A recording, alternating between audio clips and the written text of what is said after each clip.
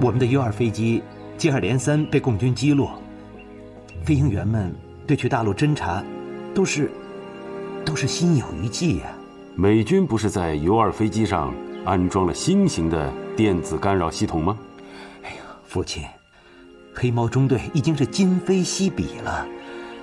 他们，告诉他们，不用怕。这种新型的电子干扰器就如同是他们的护身符。何况，中共用的导弹都是苏联提供的，现在他们和苏联闹翻了，必定不会有新的供应。就是还有一些，也都该老化了，不会对我们的 U2造成什么威胁。我明白了，父亲，我这就去安排。但这一次，蒋介石又盘算错了，他根本不知道，这时我国自行研制的地空导弹已经试验成功，并装备部队。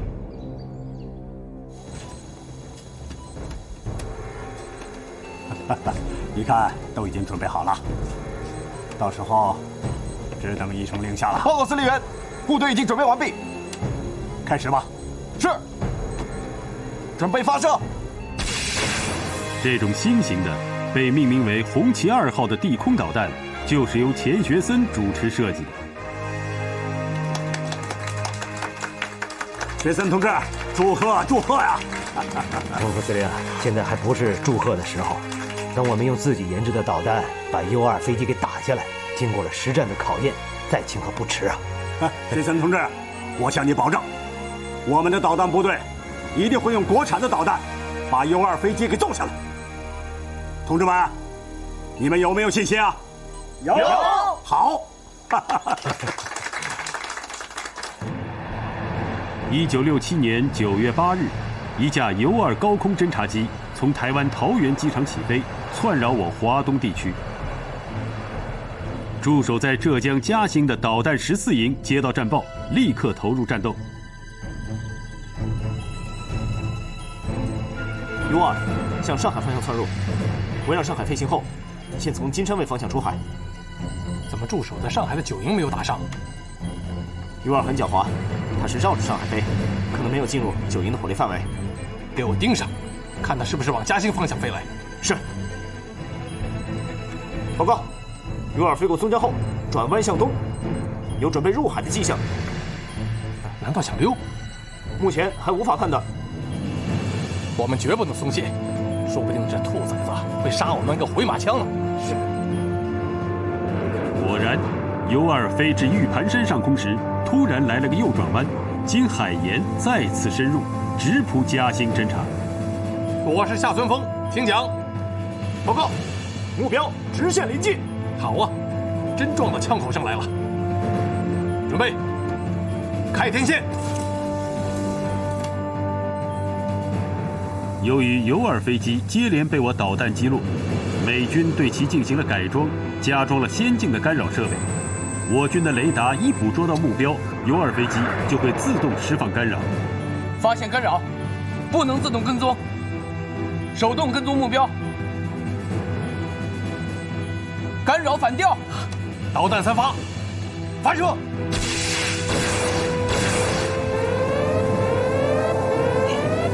U2飞机坠落在浙江海宁县西南5公里的田野里，飞行员毙命。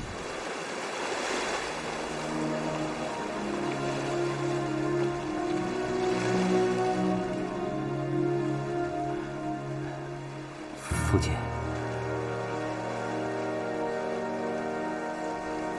有什么好消息要告诉我吗？没有，父亲。是我们的U2飞机，它让共军给打下来了。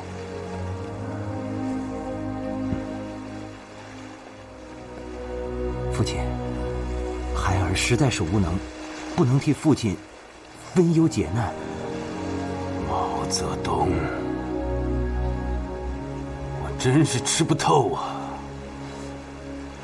父亲的意思是，虽然大陆全都乱了，可是他们的军队还是不乱。不是不乱，而是非常的有战斗力。这就是他毛泽东的高明之处。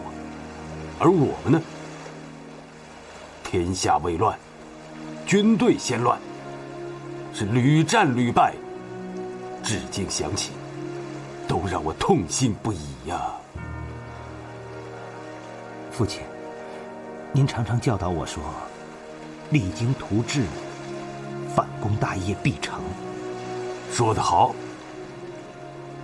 只要我们有这个信念，鹿死谁手，尚未可知。金儿，为父定当在有生之年，自强不息，奋斗到底。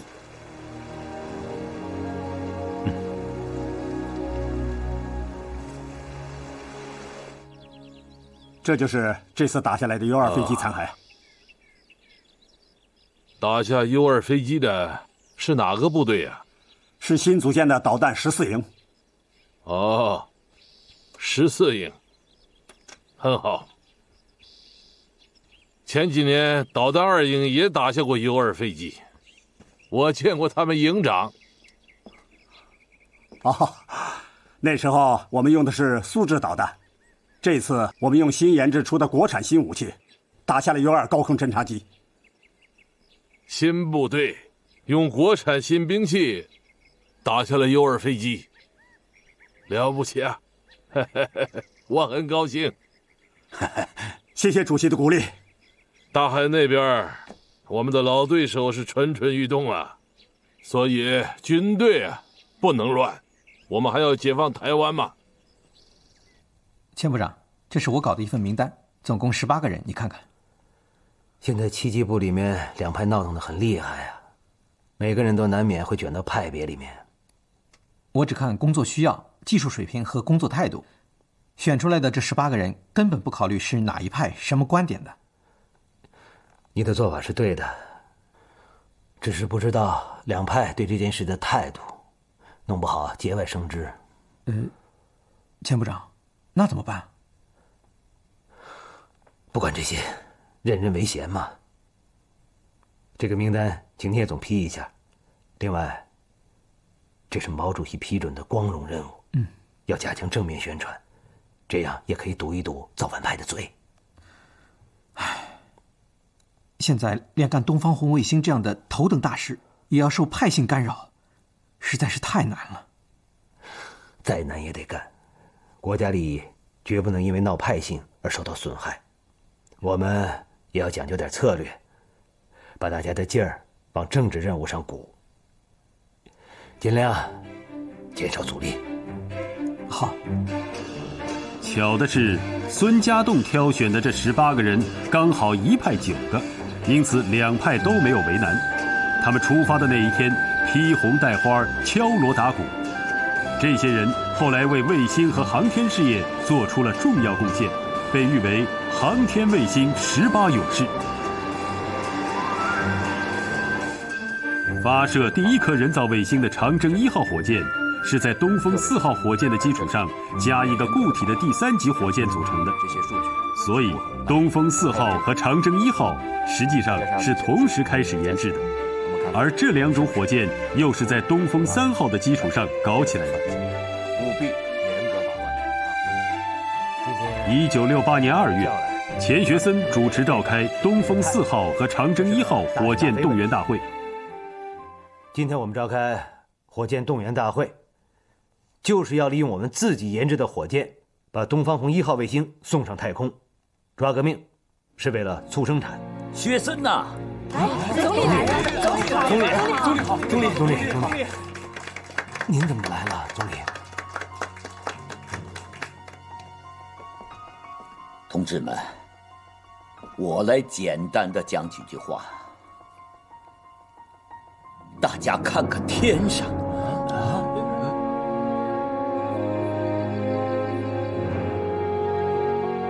夜空星光灿烂呐，可是没有一颗星是我们中国的。苏联和美国已经在天上放了他们自己的好几颗卫星啊！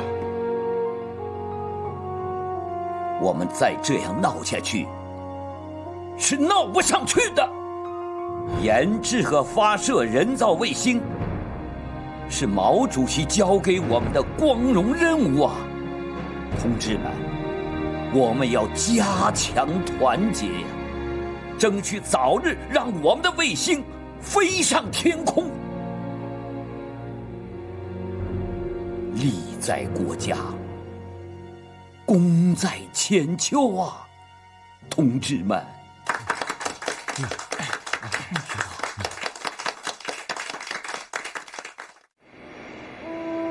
东方红1号卫星是一颗政治卫星，让卫星在太空播放东方红乐曲是头等大事。卫星上的乐音装置制作完成后，被带到上海进行最后的试验。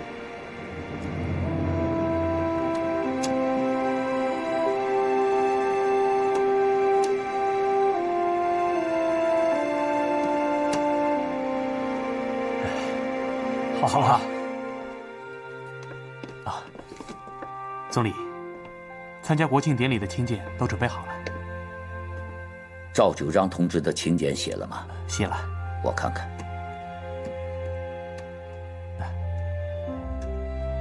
总理一定要亲自过目啊！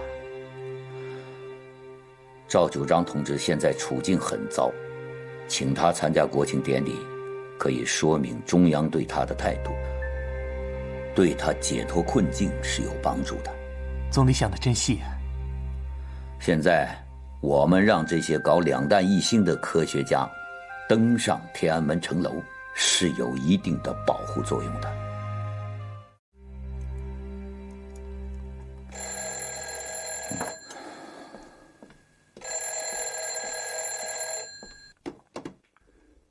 是总理吗？我是恩来。赵九章同志去世了。知道了，这件事一定要追查清楚。是。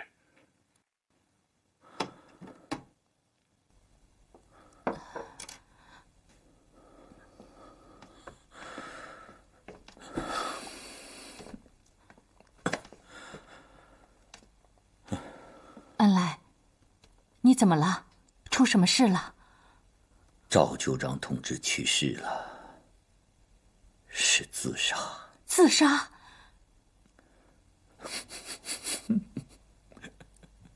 九章同志是卫星事业的奠基人，对国家赤胆忠心呐。我没有保护好他呀。恩来，我第一次见你哭得这么伤心。我很痛心内疚啊。童斌同志、九章同志，他们都是有重大贡献的科学家，我们国家的宝贝呀，何罪之有啊？你的心情我理解，恩来，这些年你尽力了。不，再不采取措施，像钱学森这样的科学家都要遭殃啊！我们的国防尖端科技半途而废，怎么跟子孙后代交代呀？现在形势很复杂，恩来，你自己也要保重啊。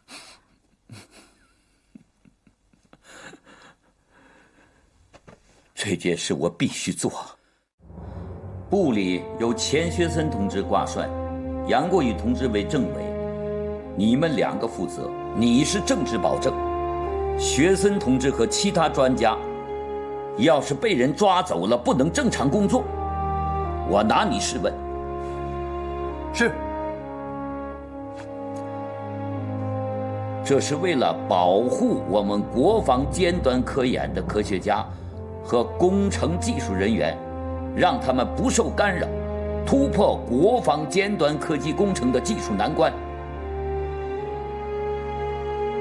同志们呐，我们的核武器还要不要继续实验？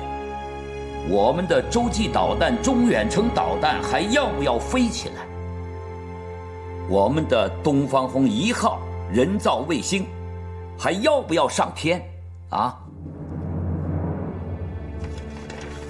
这是我们要保护的科学家的人员名单。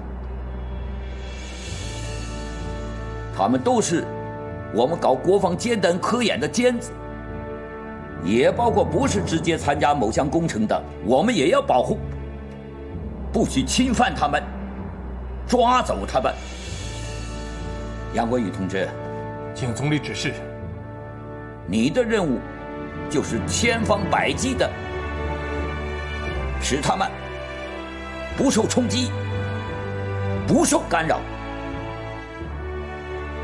如果有人要武斗抓人，可以用武力保护，保证完成任务。在周恩来武力保护的强硬措施下，许多科学家得以幸免于难。特别是研制2弹1星的科学家们，在那样艰难的局面下，还能继续进行研究和试验工作，使我国的国防尖端科技不至于造成毁灭性打击。钱学森后来回忆说，文革中我们都是受保护的，没有周总理的保护，恐怕我这个人早就不在人世了。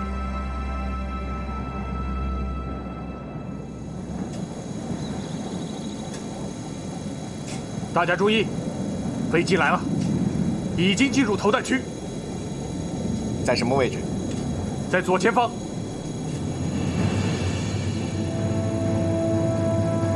可以开始吗？可以。开始吧。是，飞机进入投弹区，准备。10、9、8、7、6、5、4、3、2、1，投弹。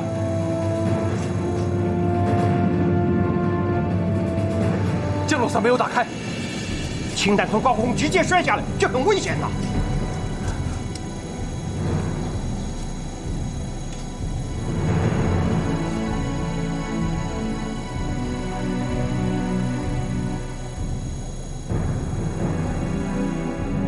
天空没有出现蘑菇云，指挥部立即派出100多名防化兵到出事地点去寻找。战士们来回奔跑在荒无人烟的戈壁滩上，始终没有发现这颗氢弹掉在什么地方。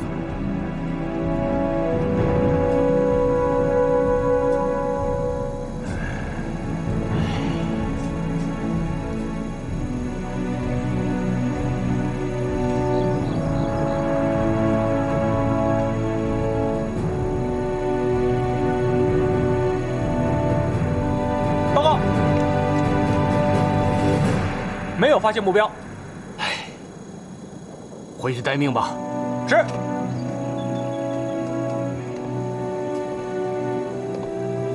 情况危急啊，怎么办？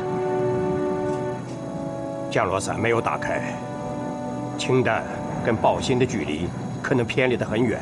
是啊，连具体的位置都难以确定。茫茫戈壁滩，要想找到它，谈何容易啊！哎，老邓，你干什么？我去看看。不行，万一氢弹爆炸了。它不会爆炸，但肯定摔碎了。我们必须马上找到它。对，氢弹摔碎了，很有可能产生核辐射，所以必须先找到它。哎，老邓，我们派了100多名战士都没有找到，你有把握吗？这次试验是我签的字，是我向中央保证这颗氢弹会成功爆炸的。现在不是氢弹的问题，是降落伞的问题。哎呀，王老，这个氢弹是我亲手做的，我了解它，所以我必须得去。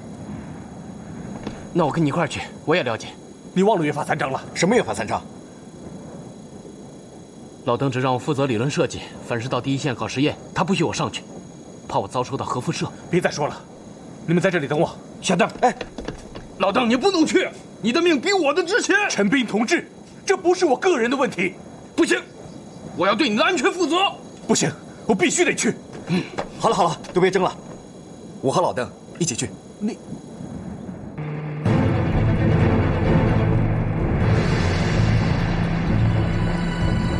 去那儿看看。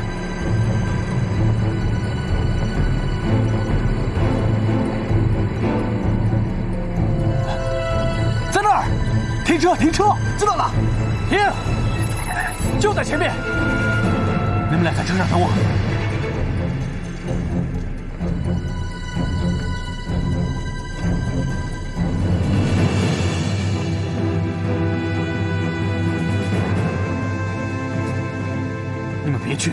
在这里等我。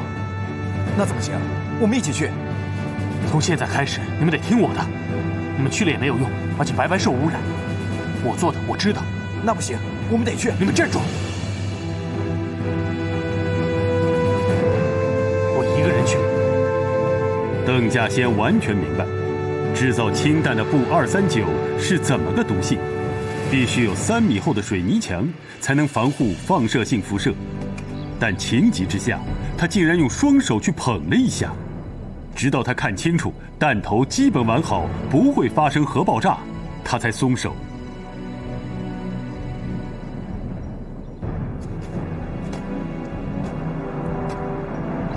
老大，怎么样了？平安无事。啊，是吗？太好了，老邓。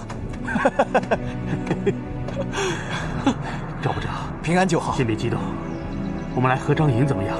好，留个纪念。合张营。对，我们合张营吧，这太有意义了。小张，拿下照相机。我们来合个影。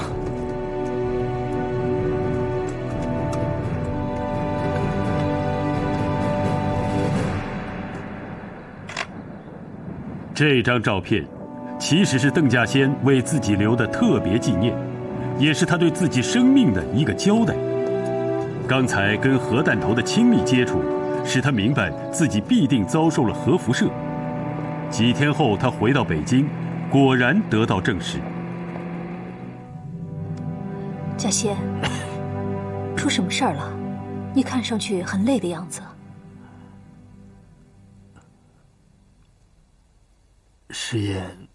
试验出了点小意外。意外？什么意外？不能说。你工作的情况不能说，你身体的情况总可以告诉我吧？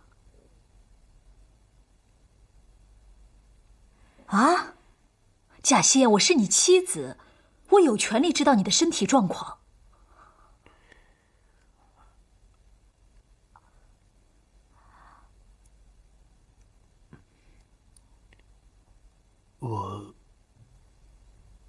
我可能受到辐射了。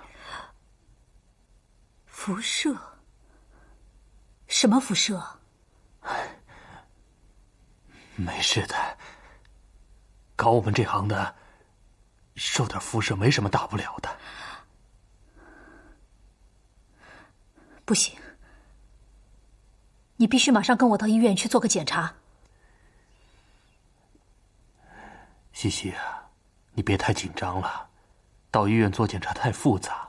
我现在工作户口都不在北京，我要是到北京的医院做检查会很麻烦的。稼先，你是研制氢弹原子弹的功臣啊，论级别，你这大小也算个领导吧？做这样的检查也不行吗？我不是什么功臣。再说了，这氢弹原子弹又不是我一个人造出来的。不行，我什么事儿都可以听你的，就这次不行，你必须听我的。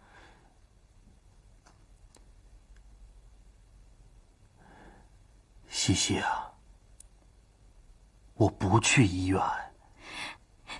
你去不去？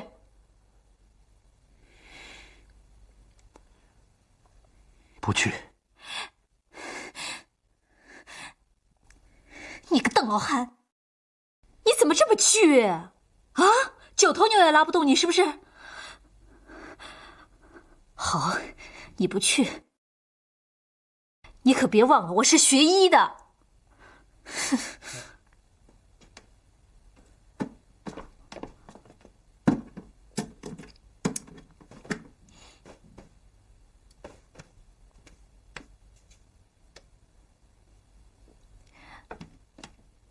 小娟，哎，徐老师，你来了。老邓的化验结果出来了吗？出来了，报告单。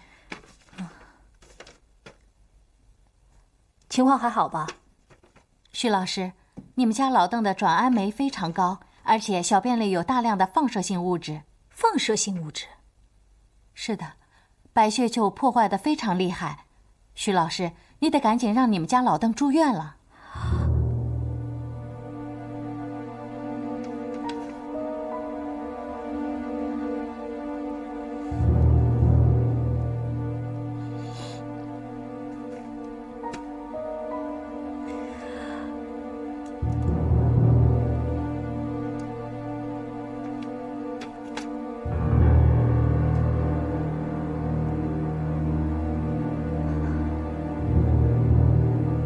其实不用检查，我也知道会是什么结果。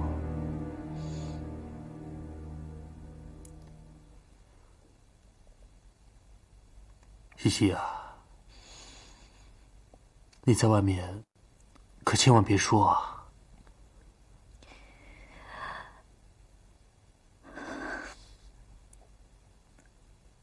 你不到医院去检查，就是怕单位里知道，对吧？西西，你答应我，我就这一个要求，算我求你行吗？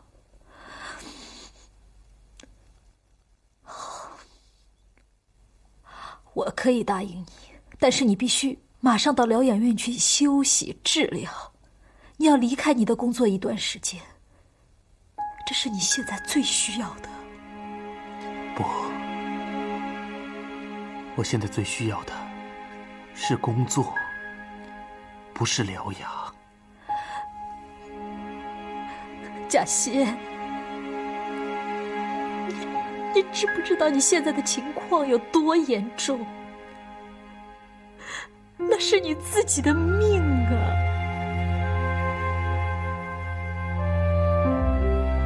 我不早就说过吗？搞我们这行的，总是要有牺牲的。对，你是说过，你说，就是死了也值。所以我要走在最前面，我得带个头。我现在还有很多工作没有做，我怎么能去疗养呢？好，你不去疗养，那你在家里休息2天。不行啊，我得赶紧回去，那里需要我。贾先，我就知道我说服不了你。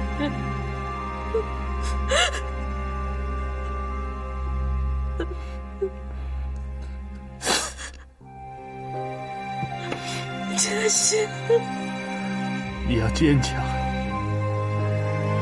这么多年，我们都挺过来了。你不要担心，西西啊，我会好起来的。我希望你没事儿，可是你不听医生的话呀，你。我听。以后我一定听。贾先，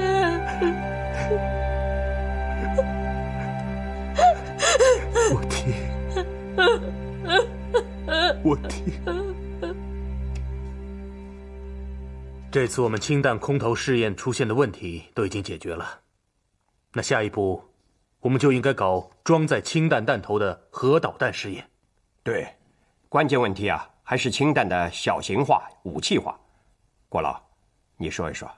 许多技术上的问题，我还得计算一下。不过我相信，应该很快就会解决问题的。郭老说行啊，一定没问题。郭老快马加鞭，那我们的试验就要迎头赶上喽。我们要是成功了，美国人又要紧张一阵子了啊！我看这美国人啊，就是缺乏科学远见。他对咱中国的看法是双重矛盾的。他既瞧不起中国人能将核武器研制出来，他又害怕咱们会把它研制出来。郭老，当初你离开美国的时候，把所有的书稿和资料都烧了，现在想想，是不是觉得很可惜？想起来是可惜呀。哎，不过我可不后悔啊，要不然我就不能这么顺利的回来了啊。郭老，这叫塞翁失马，焉知非福啊。是啊。这个图纸文件我都带走了，明天我就从兰州飞回北京，把我们大家的想法向上级汇报一下。老郭，兰州到北京的飞机是夜航，不大安全，还是改白天飞吧。老王啊，不用了，这个飞机快，我只要在上面打个盹儿就到了，第二天早晨刚刚好汇报工作，一点都不耽误时间嘛。郭老，我记得你说过，你说如果不是有什么重要的事情，你是从来不坐飞机的。哎呀，这飞机呀，它有一个机械疲劳的问题啊。郭老是力学家，看什么问题都从力学角度出发啊。郭老啊，你还是听王老的吧，该在白天再走。小邓啊，你也替我担心啦。没事没事，这件事非常重要，时间紧，任务重，耽误不得呀。好了，再见啊！祝你顺利。放心吧，再见。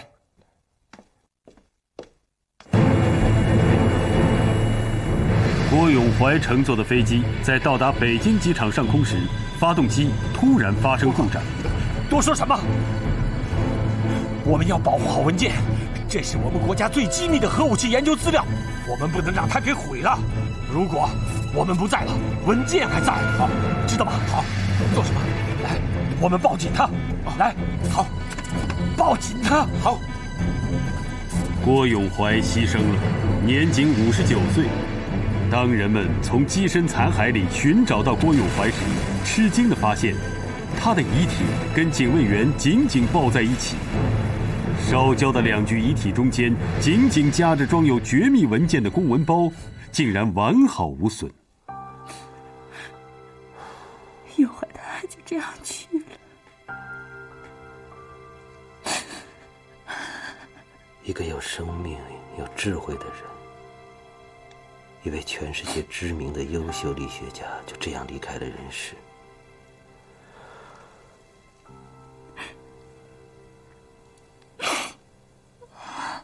生和死，就那么10秒钟啊！这10秒钟，不知永怀他在想什么。他用他的行动表明，这10秒钟，他想的不是自己的生命，而是事业。雪森，你失去了一个最好的朋友，事业上最好的搭档。你的心情我能理解，太令人痛心了。死者常已矣，生者当继续奋力向前。永怀还没有完成的事业，我们来替他完成。国务院追认郭永怀为革命烈士，在他牺牲后的第22天，我国第1颗装载氢弹弹头的热核导弹试验成功。为表彰郭永怀在原子弹、氢弹、导弹研制中的杰出贡献，多年后，在我国空气动力中心大院里建造起了一座纪念亭。张爱萍将军书写了3个大字：永怀亭。1969年3月，苏军侵犯我国领土珍宝岛，我军奋起反击。珍宝岛上的炮火和硝烟使国际局势进一步紧张。苏联入侵珍宝岛，把战火烧到了我们的国土上，所有的迹象都表明，他们正迫不及待地加紧准备对中国发动一场核大战。国际上，苏联想要压垮我们，国内到处造反夺权。这样闹下去，军队都要乱了。现在啊，我们这几个老家伙也烈火烧身，不得安宁啊。所以啊，主席指示把你们几位老总从烈火包围中请出来，每周六举行一次国际形势座谈会，分析研究出一个意见来，对头，供中央决策时参考。苏联真要入侵啊，我们只有迎战。水来土掩，兵来将挡嘛。勃列日涅夫要跟中国干，他还得加点胆子。中国可不是东欧，在珍宝岛，我们寸土不让，他还是缩回去了吗？苏联拿核大战来吓我们，这也是黔驴技穷的一种表现。所以我分析啊，苏联对我们搞点紧张，这是可能的，但要想在中国大搞，这不可能。他们搞一个捷克就动员了40-50万军队，搞中国要多少人呢？如果苏联在中国大搞，至少要300万兵力，谈何容易呀！陈老总，你说说。国际形势值得关注，特别是美国的态度。自尼克松上台以后，好几次公开表示愿意与中国接触。我认为啊，目前中苏矛盾大于中美矛盾，这个美苏矛盾又大于中苏矛盾，啊？陈老总这个分析非常精辟啊！所以我建议啊，马上恢复中美大使级会谈，打开这个久冻未解的中美关系，以牵制这个磨刀霍霍的苏联。美苏两个超级大国，他们在根本利益上矛盾是很尖锐的。美国不希望看到苏联入侵中国，借力打力，这在战略上是一招好棋呀。不过，有一个情况值得我们注意。前段时间，苏联国防部长助理崔可夫元帅和美国国防部长莱尔德、参谋长联席会议主席惠勒在五角大楼进行了这个会谈。他们会不会是想联手对付我们？好，你们几位老帅的意见，我马上向主席汇报。主席。恩来啊，老帅们谈的怎么样？他们主张跟美国人接触一下，尽量缓解两国间的关系。当然，我们自己还是立足于打，做好反侵略战争的准备。苏联的举动是蓄谋已久啊！以前我们打比莫官司，打得不亦乐乎，现在又要兵戎相见，没什么了不起的，天塌不下来。老帅们估计，真要打起来，苏联的攻势会很凶猛啊！好啊，他不是非常想进来吗？可以啊，我放他一马。但是要想再出去，可就没那么容易喽。主席大气魄啊！抗战我们打了8年，日本人进来了，最后还是被我们赶出去了。他要来，我们欢迎啊！这个世界上，究竟谁怕谁啊？中国人民不怕帝国主义，更不怕侵略战争。哦，有件事情老帅们提到了。前段时间，苏联国防部长助理崔可夫元帅和美国国防部长莱尔德、参谋长联席会议主席惠勒在五角大楼进行了会谈。根据几位老帅们的分析，很有可能他们要和美国联手来对付我们。我看美国人还不至于那么傻吧？他会上勃列日涅夫的当？当然了，也要做好两头应付的准备。老帅们提议啊，改善跟美国的关系，用美国来牵制苏联。老帅们的意见与我不谋而合，英雄所见略同嘛。对美国方面，我们也可以做点姿态嘛。人家向来敏感，跟聪明人打交道是一点就通的呀。不久，周恩来亲自批示释放2名误入中国领海的美国大学生。美国方面立即做出了积极反应。就在中美关系彼此心照不宣地开始转变之时，莫斯科彻底向美国摊牌，准备对中国实施核手术。尼克松当即召集会议研讨对策，出于美国世界战略的长远考虑，决定把这件事通过媒体捅出去。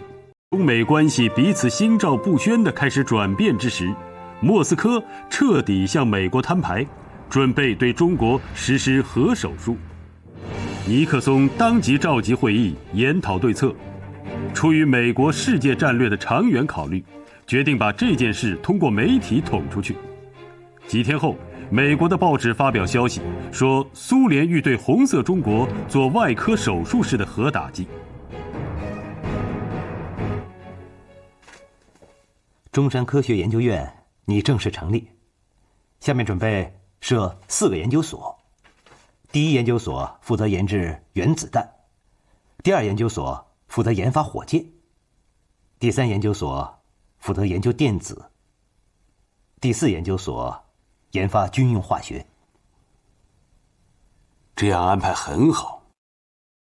景儿，这第1研究所和第2研究所可是重中之重啊。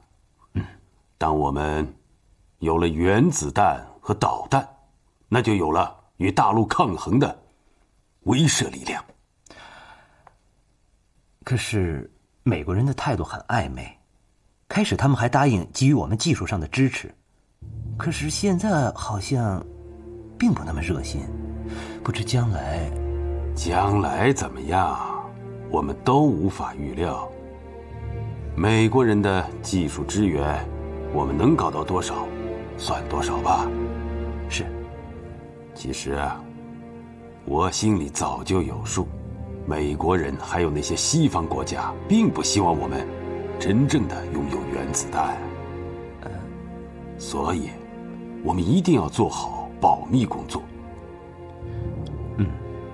包括对美国人，不能让他们知道我们研制原子弹的详细计划。父亲，您放心吧，绝不会走漏一点消息。研究院的地点确定了吗？准备建在桃源县的龙潭乡。当然，最后还要请父亲决定。龙潭乡，好啊，虎踞龙盘，藏龙卧虎。有这样的好地名，我看是个好吉兆，大事可成。1969年7月1日，中山科学研究院正式成立。从此，台湾的核武器研制在秘密中进行。这是第2研究所的。你这是干什么？学校来通知了，让我到干校去学习劳动。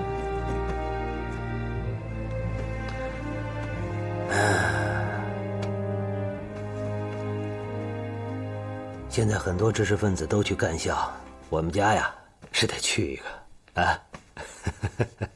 你还笑？我走了以后你怎么办呢？我没关系，大不了就住到试验基地去。你都快60了，你还以为你是小伙子啊？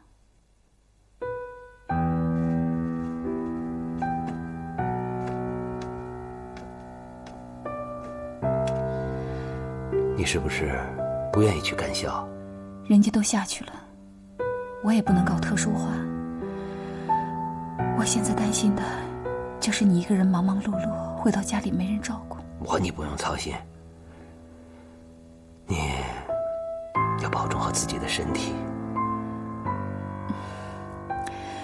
好吧，那我就不操这份心。到了干校以后，多给你写信。别忘了，你也一定要给我写信。这个要求不高嘛，咱们一言为定。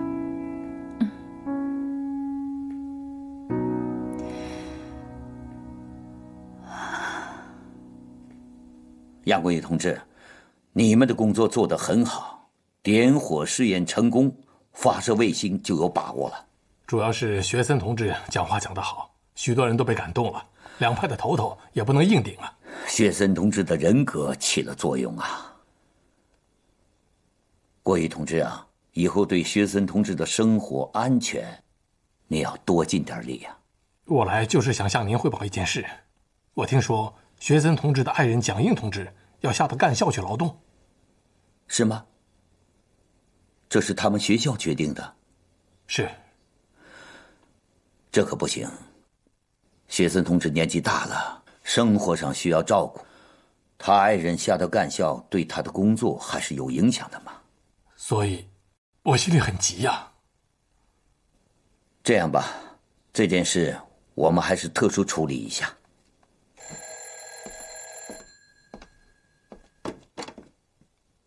喂，学森同志，我是周恩来，我要找蒋英同志说几句话。好的，请等等。英，你的电话，快点。找我。喂，蒋英同志啊，我跟你们学校的革委会商量了一下，决定不派你去干校了。总理，为什么呀？我的行李都准备好了，铺盖也打好了。铺盖打好了可以拆吗？这不太合适吧？这也是革命需要嘛。学森同志年纪大了，快60岁的人了，还在一线奔波，他的工作又非常特殊，一定要有一个稳固的后方嘛。总理，大家都下去了，我不能搞特殊化呀，这样我心里会不安的。蒋英同志，这是组织上的决定，请你服从安排。学森同志的贡献离不开你的支持嘛，就这么定了。喂，总理，总理。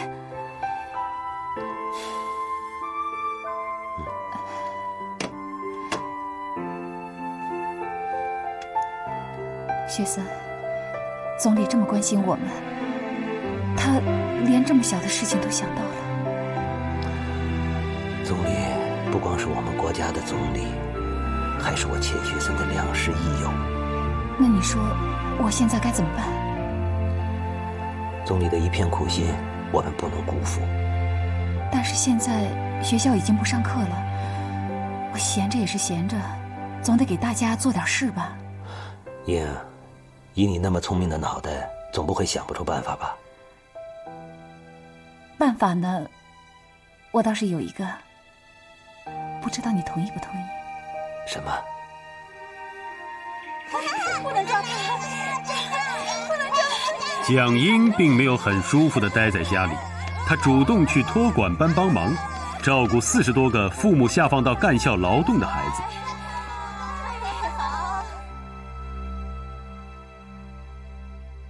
东方红月鹰装置终于试制成功，很快就被放入了卫星的仪器层。但研制人员来不及欢庆，卫星设计中一个始料不及的问题在最后时刻突然暴露出来了。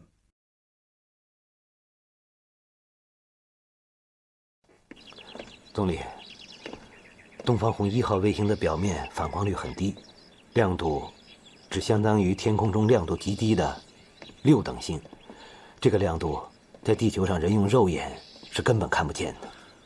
从政治上讲，如果不能让世界人民用自己的眼睛看见在太空中飞翔的中国卫星，这将大大损害中国的形象啊！总理一再强调，东方红1号卫星是一颗政治卫星。现在东方红的乐曲响了，可卫星却看不见。这个任务没有圆满的完成。怎样才能让地面上的人们看到太空中飞翔的中国卫星？这是当前工作的重中之重，一定要抓起来。总理，东方红1号卫星已经完成了总体设计，现在和火箭一起顺利进入工厂生产。目前必须在不改变卫星和火箭技术状态的前提下进行设计，而卫星设计总体部提出的要求很苛刻，不管你设计什么样的装置，总重量不能超过17.5公斤。是啊，困难是很大，时间紧迫，可以说是10万火急呀。现在的当务之急是成立一个专门的卫星观察体研制小组来解决这个问题。好，这件事由你来抓，不管用什么办法，一定要让世界人民看到，中国的人造卫星飞过天空，任务艰巨，但我相信，我们中国人绝不比人家笨。会有办法的，总理。根据总理指示，我们这个卫星观察体研制小组成立以后，已经开展了工作。总体来说，任务艰巨，时间紧迫。说得严重一点，如果我们不解决卫星观察体的问题，让地面上的人看不见我们的卫星，我们的研制工作就等于说是陷入了绝境。大家都是寝食难安，而且这方面没有任何可供借鉴的国外资料，完全得靠我们自己想办法。大家有没有什么好主意可以提出来，大家伙一块讨论嘛？这几天我们小组一直都在讨论这个问题。有位同志提出来，能不能在卫星上弄块布，比如说绸布什么的，这样我们的卫星是自转的，一转以后利用它的旋转把它甩开，变成一个很大的目标。装在卫星里面有困难，因为没有给这个观察体留地方。我看这个想法是对头的，搞一个像伞一样的东西，到了太空打开，面积大，亮度足够的话，地面上的人是可以看见的。卫星不行，咱们可以想想别的地方，比如火箭。哎，对呀，火箭。我们的第3级火箭外面的整流罩比较大，空间也比较大，空间大了，安装问题也就容易解决了。好，我们3个臭皮匠顶个诸葛亮，这个方案我看是可行的。下一步就是解决观察体的打开方式，还有材料问题。大家再想想，有没有什么具体的设想？折叠伞的原理啊，应该跟我们设想的观察体的打开方式是一样的。它体积小，可以放在旅行包里，一旦展开面积很大，给人遮阳挡雨。折叠伞可是个新玩意儿，我连见都没有见过。所以啊，我们才要到百货公司去看。几个搞卫星的人一起去参观百货公司的折叠伞，真有意思啊！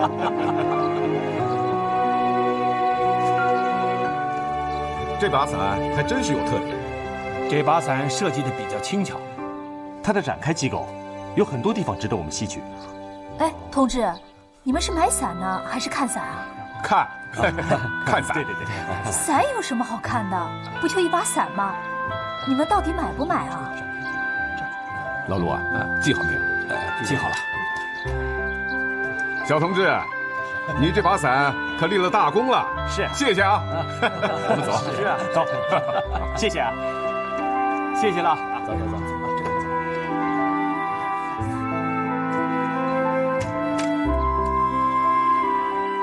伞还立功。卫星观察体研制小组根据折叠伞的原理制作成了一个装置，并给它起名叫观察群。它像裙子一样依靠卫星的旋转打开，地面的人们如果看见了观察群，就等于看见了卫星。可是进入真空状态，观察群却怎么也打不开。此时离发射第1颗卫星的时间越来越近，政治压力使小组的成员几乎绝望。他们重新考虑最初的方案，决定由观察群改为观察球。我们考虑在第3级火箭上设计一个球形的观察体，在卫星火箭上天前不给它充气，一旦上天，我们利用最后1级火箭自旋时产生的离心力给它充气，使它展开。咱们这个观察球面积为40平方米，要保证地面上的人们能看到天上这个又大又亮的球体。这个球啊，实际上是3级火箭，前面的小亮点才是卫星，但看到了观察球，就等于让大家看到了卫星。这个方案在理论上是可行的，关键是否能找到制作这种球的特殊材料。宇宙空间里边，白天温度比较高，晚上比较低，要负100度，正230度。我们用的材料必须要符合它的要求，不符合它的要求，这个材料就有可能融化。它还要有亮度，有反光。除了经受高温、低温的严酷考验，这个材料需要真空镀铝，必须专门进行研制。上海方面的技术力量比较强，我们呢可以到上海找工厂试制。好，就这么定了。在上海，研制小组终于找到了一家原先生产过相似材料的工厂，但工厂在文革中已经停产。工人们得知这件事跟卫星任务有关，纷纷放下手中的大字报，抛开派别间的争斗，怀着极大的热情投入到产品的研制中。经过不断的试制，这个能让人们看见太空中翱翔的卫星的观察球终于研制成功。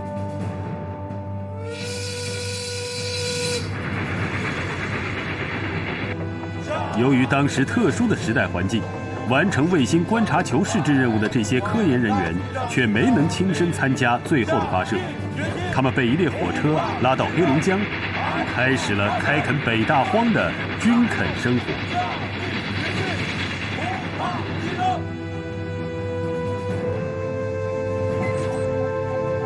田部长，可以开始了吗？可以开始。各单位注意了，导弹电报管自动测试现在开始。这什么声音？怎么回事？快说！报告，2级发动机蹦出来了。发动机蹦出来了？不可能啊！再重复一遍。刚才报告有误，可能是发动机电报管爆炸了。走，去看看。这次事故是导弹1级发动机电报管发生爆炸，弹射出来的2级遥测记录装置竟然将勤务塔上一根30厘米的工字钢柱打弯。这次事故太危险了，一根30厘米的工字钢柱都被打弯了。要是当时有人在旁边，准备砸成肉饼。田部长，这样会不会影响发射任务？发动机电报管爆炸是很麻烦的，必须要更换发动机部件才行。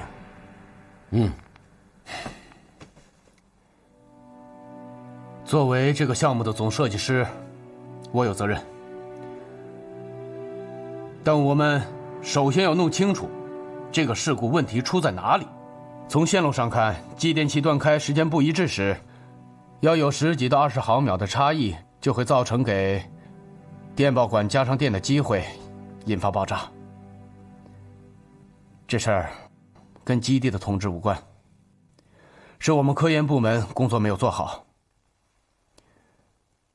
为此，我们愿意承担这次事故的责任。咱们现在不要说责任，要说责任那就是我的责任，因为我是基地司令，又是现场总指挥。李司令员，你不能这么说。好了，任新民同志，今天咱们不说责任，主要是讨论下一步该怎么干。我看这样，先更换发动机，再对电报管部件进行更换、改装，这样不会影响整个发射任务。好，田部长，你的办法很好。现在我们当务之急是绝不能因为这个事故拖延了发射事业。走吧，我们接着干。现在要分秒必争。国庆节快到了，最近苏联方面有没有什么动作？苏联对我国发动核袭击的威胁依然存在。我们几位的意见呢，倾向于取消往年形成惯例的群众集会，充分做好迎战准备。总理，我们的意见请您转告主席，现在的局势已经到了生死存亡的关头。主席，来啊，坐。我刚跟4位老帅碰了个头，他们先不谈这个。恩来啊，你读过明史没有啊？读过。哦，主席今天是要先谈古，再论今了。我看朱生是个有贡献的人，他为明太祖成就帝业立了头功。他有9字国策定江山，高筑墙，广积粮，缓称王。我也有9个字。主席历来是古为今用，不知是哪9个字啊？这9个字是：深挖洞，广积粮，不称霸。这有没有剽窃之嫌啊？不称霸。好啊，这下美国人可就放心了。只是放心还不够。既然是老大，岂能袖手旁观？我想让他们下河趟趟浑水啊！用美苏互相牵制，这出戏可就有热闹看喽。勃列日涅夫意欲何为啊？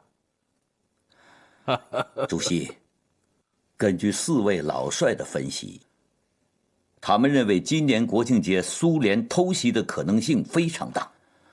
我看这次国庆节的群众集会怎么个搞法，是不是再研究一下？群众集会规模大，主席还要上天安门检阅，风险太大了。苏联的核导弹一旦飞来，用于防备的有效时间不会超过5分钟啊！5分钟，天下大乱。主席，听说那位尼克松总统很紧张，但是鄙人不怕。国庆不搞集会，我看不太好吧？这是不是告诉人家我们有点怕呀？集会还是要搞的，我还要上天安门。我倒想开开眼界，看看原子弹的威力究竟有多大。主席，老帅们的分析是有根据的，有种种迹象表明，苏联是肯定不会善罢甘休的，还是防着点为好。如果实在不放心，我们可不可以也放2颗原子弹，吓唬吓唬他们啊？他们想让我们紧张，我们也让他们紧张几天。等明白过来，我们的节也过完了。放完后，我们再来个秘而不宣，对吗？这就叫兵不厌诈呀。主席，你看安排在什么时候比较好？不要早，也不要晚。国庆节前几天，我看挺合适。主席拿出锦囊妙计来，这一招够勃列日涅夫猜谜的喽。具体的安排还要跟荣臻同志商量一下。没问题，聂老总那里是早有准备的。现在美国、苏联的核试验都在地下，我们也要搞地下的，免得污染空气。主席，我们的地下核试验已经取得了很大的进展，这一次来2个地下核试验应该没问题。那好嘛，我们就地上地下都来一下，触动触动洋鬼子的神经，不要小看了中国人。主席，总理指示，在国庆前进行2次核试验，1次地下，1次高空，所以你们的任务很艰巨呀。高爆试验由邓稼先同志负责，一定要一次成功，保证完成任务。坐下吧。地下核试验，我国是第一次搞。这几年呢，王淦昌同志一直在这方面进行研究，所以中央决定由王淦昌同志担任总指挥。淦昌同志，有困难吗？我虽然年纪大了点儿，但是我现在还不服老，这个担子我挑。好啊，坐。王老啊，当年在接受原子弹研制任务的时候，说过一句话：“我愿以身许国。”同志们，我们正是凭着这种以身许国的精神，成功爆炸了原子弹、氢弹，现在又要进行地下核试验。中央下这么大决心，我们只能成功，不能失败。对，这2次核试验跟以往都不同，是在苏联随时准备对我们动手的情况下进行的，所以成功不成功，关系到我们国家的安危。好了，别的我不多说了，一切进入战时准备。是。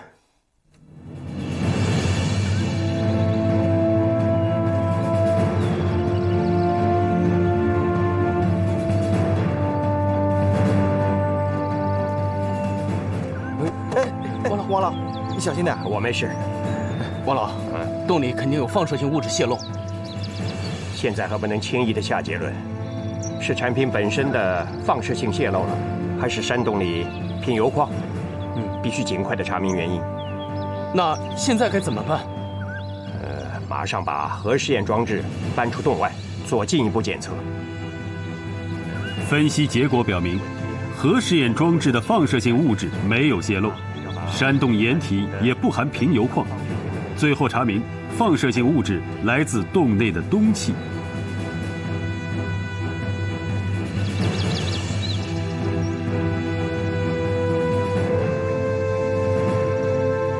同志们，这个氡气对人的呼吸系统影响很大，特别是肺部的影响很大。所以啊，我们每次进洞之前一定要做好准备。虽然我们已经采取了紧急的通风措施，但是由于时间紧迫，不可能完全去除洞内的氡气。所以大家进去之前一定要把准备工作先做好，在洞内工作的时间要尽量短。知道了，王老。还有，不要在洞内吃饭，不要在洞内喝水。王老，你这已经讲了多少遍了？我们记着呢。这个防护口罩要一次一换啊！哎，王老，你年纪大了就别下去了。哎，我年纪大了没关系，在前面给你打头阵。你们年轻人多注意点。来，现在口罩都戴上。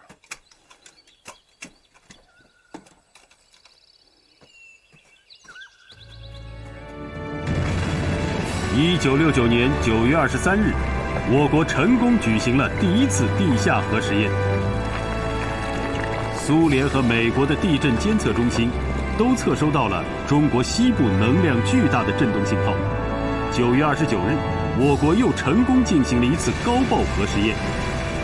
美苏两国通过各种侦察手段，注视着罗布泊上空腾起的蘑菇云，也密切注视着北京，注视着中南海的反应。主席，2次核试验都取得了圆满成功，可喜可贺啊！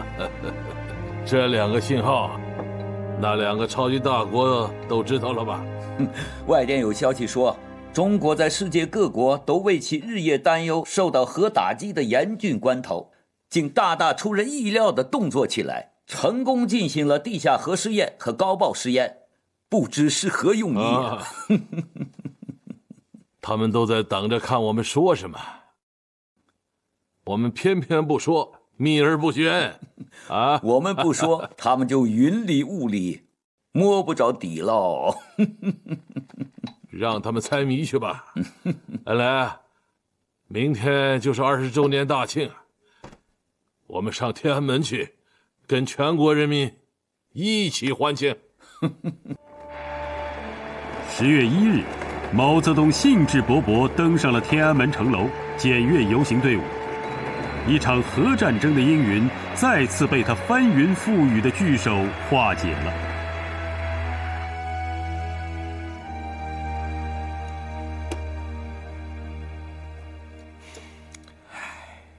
小孙，啊，卫星马上要总装了，你怎么唉声叹气的？钱部长，你来的正好，我正要向你汇报呢。你看，这……啊，你是说这些象章、语录？卫星是要上天的，我们千方百计抠重量，一颗颗的往下抠，这倒好，一弄就是一个大象章语录牌，每个单位研制的每个仪器上都有。现在就是这种风气，放了象章、语录就表示了忠心。他们的出发点我理解，但是搞科学，关键是在现在这种形势下，这件事儿还不能跟这些研制单位说。唉，是啊，不能说，一说，说不定就定我孙家栋一个罪名。好啊，你不准放毛主席像语录，你孙家栋是不是别有用心啊？是不是反革命啊？这说不清嘛。还不光是重量问题。比如卫星内部的空间够不够啊？还有散热，都涉及到卫星的质量和稳定性。我真是有苦难言呐。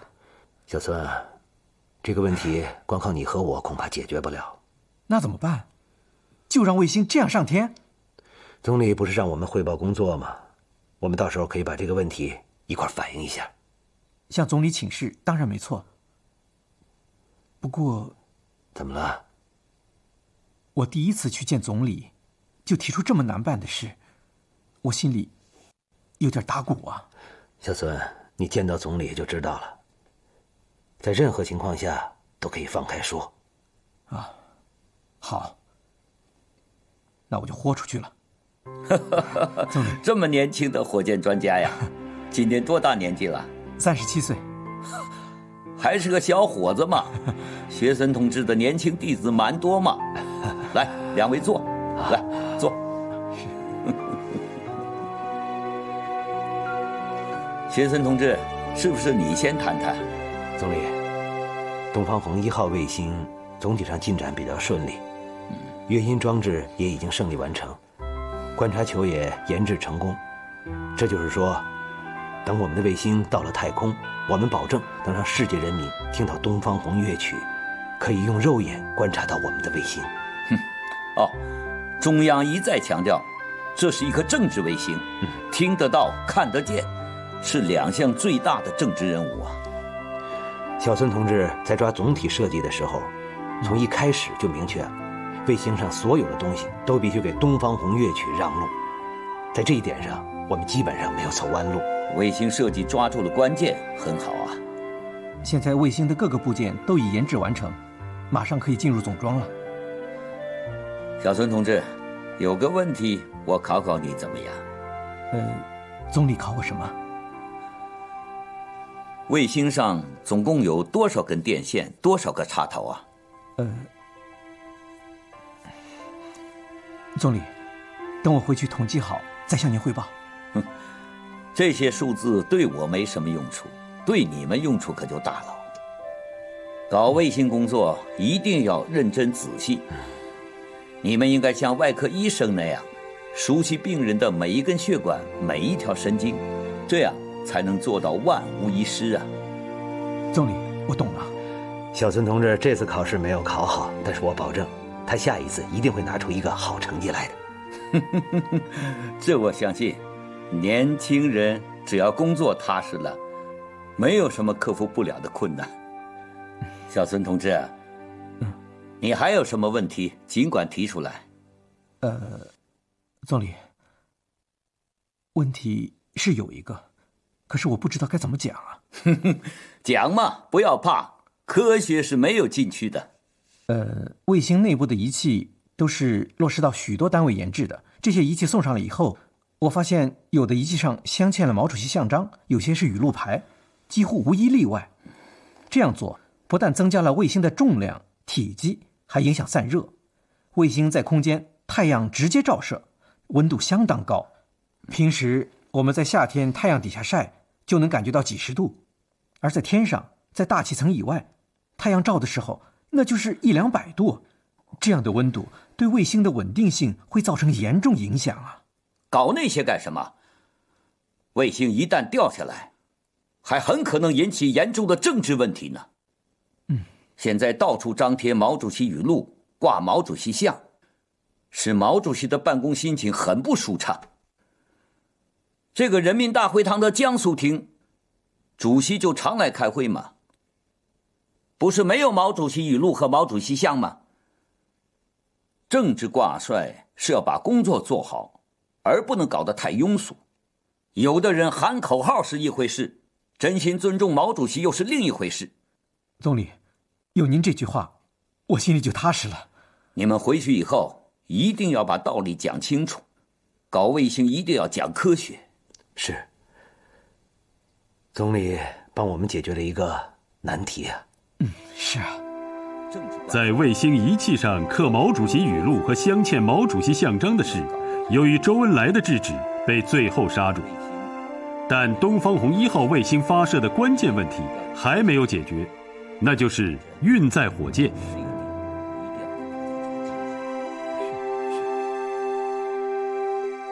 发射东方红1号卫星的长征1号火箭，由东风4号中远程导弹作为1、2级运载火箭。东风4号发射试验能否成功，关系着卫星上天的成败。以往我们的试验，不论成功或是失败，都是在我们自己的境内搞的。可是这一次射程很远，必须控制住，一定不能让导弹飞到外国去呀。东风4号，它的射程是5000公里，试验地点靠近苏联，落在苏联境内，引发国际事端，那后果就不堪设想了。正常情况下，火箭是不会飞出国境的，因为火箭上装有超程控制器，一旦出现问题，可发出信号使火箭自毁。如果超程控制器也出现了问题，那就采用地面人工发出指令。这套系统可靠吗？我们刚刚研制出一套无线电测量设备，叫154工程。但是现在由于大多数专家都被关进了牛棚，所以研制工作问题很多。设备虽然已经安装完毕了，但是还没有达到正式交付的水平。这次154工程作为非正式参试单位参加发射任务。所以我一直不放心，今天特意跟你们强调一下。还有，日本一直在密切地注视着我国东方红卫星发射的一举一动。我们在时间上完全可以赶在日本人之前发射东方红1号卫星。如果失败了，卫星的发射计划只能推迟了。日本就很有可能抢在我们之前发射自己的卫星，那样日本就成了世界第4了。也许中国的第1颗卫星注定要经历分娩前的阵痛。11月16日，东风4号发射升空，但飞行了几十秒之后，火箭出现了故障。怎么不动了？真不动了，火箭可能出现故障了。要不要向指挥部报告？我们不是这次试验任务的正式参试单位，按规定不能从调度里报告。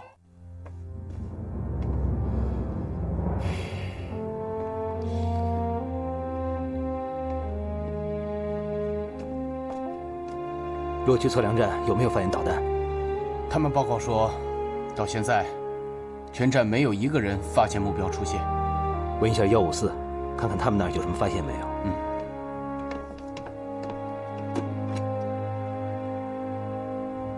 喂，我是指挥部。你们发现目标没有？什么？目标不动了？154报告，他们发现显示屏不动了。什么意思？火箭还在天上吗？可能是出事儿了，而且是大事儿。总理一再嘱咐，千万不能出事儿，可还是发生了。如果真的掉下来的话，现在还不能判断火箭是否掉到了苏联境内。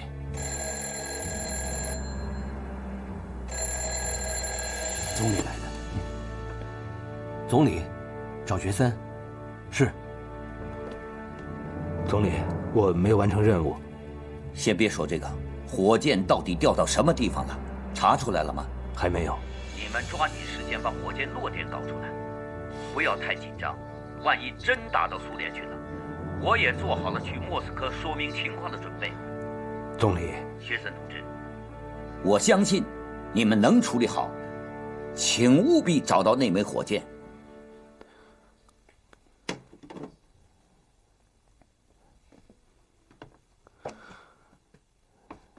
总理指示，一定要把这枚火箭找到。现在各观察站都没有发现目标，我已通知非正式参加这次试验的154工程的同志们过来，他们发现了一些情况。报告。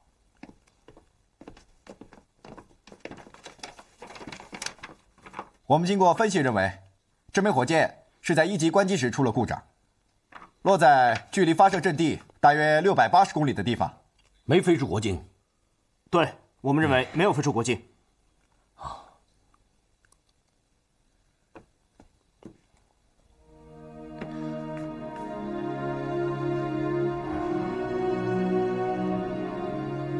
你们的分析是正确的，火箭就落在这个区域。太好了，我马上派部队去搜索。3天后，火箭残骸被找到，并迅速查明了原因，是第2级火箭控制系统的一个程序配电器发生了故障，导致2级火箭未能点火而自毁坠落。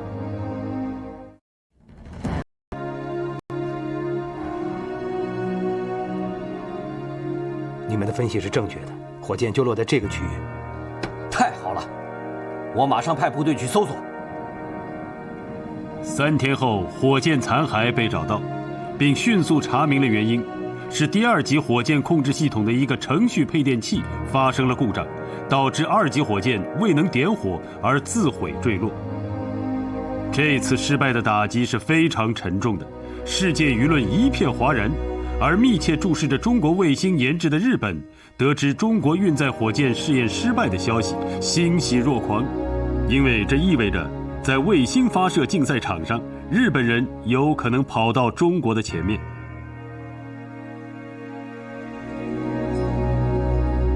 美国出于自己的政治目的，趁机向日本提供卫星运载火箭的关键部件陀螺仪，帮助日本提前进入发射卫星的起跑线。东风4号发射失败，很多人掉了眼泪，我也掉了。但是，光掉眼泪没有用，我们要擦干眼泪，继续进行火箭试飞。经过2个多月的日夜奋战，采取了一系列的改进措施，我们的第2枚火箭已经装配完成了。这一次，我们一定要成功，我们也一定会成功，一定会成功，一定会成功。1970年1月30日，第2枚东风4号飞上蓝天。这次试飞终于获得成功，顺利实现高空点火和2级分离。至此，我国第1颗人造卫星的运载火箭问题基本解决。然而，1970年2月11日，日本的第1颗人造卫星大鱼号成功发射升空。虽然这颗卫星只有9.4公斤重，比起我国的东方红1号173公斤，那是小巫见大巫。但日本还是抢在了中国的前面，进入太空俱乐部。对中国的航天人来说，这是一个沉重的打击。如果不是文化大革命的干扰，世界第4的座位怎么也应该属于中国。小孙，你说我们本来卫星是不是可以早点上天啊？是啊，要是这几年不折腾，这颗卫星早就上天了。赵九章先生去世了，他和你都是中国卫星事业的奠基人啊，还有多少专家？批斗的批斗，进牛棚的进牛棚，各个科研单位到处闹两派，动不动顶牛，甩手不干了，这能搞卫星吗？这件事情之所以到现在能够坚持下来，完全因为这是毛主席批的，总理亲手抓，还有聂总一再坚持，排除干扰，否则的话，卫星就是上马了也得下来。我实在想不通，为什么搞卫星就这么难呢？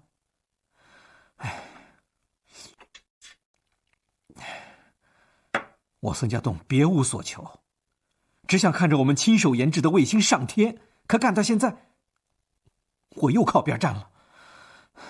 小孙，你要振作点。放心，我不会因为个人的得失委屈的。那次去见总理，总理对我说的话，天天都在我耳边。我们中华民族为什么总是这样，多灾多难？是啊，不甘心啊，我们都不甘心啊。卫星上天的本来是我们中国，不是日本啊。不要放弃，小孙，再苦再难再累，咬着牙也要上。我孙家栋靠边站了，但卫星的事业我永不放弃，干什么我都愿意。来，好。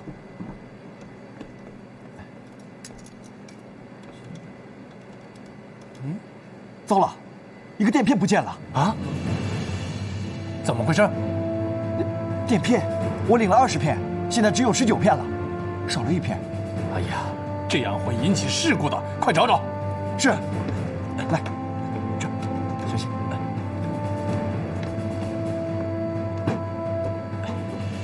这边看看，这边没有啊。来，在这找找。还有这儿，要仔细找，一定要找出来。是，没有啊！你们再到库房清点一下。是。还没找到吗？还没，都找了3、4个小时了，所有的地方都找了。别急，再想想会在什么地方。哎呀，就差挖第3尺了。你们在自己身上找找。比如那个裤脚，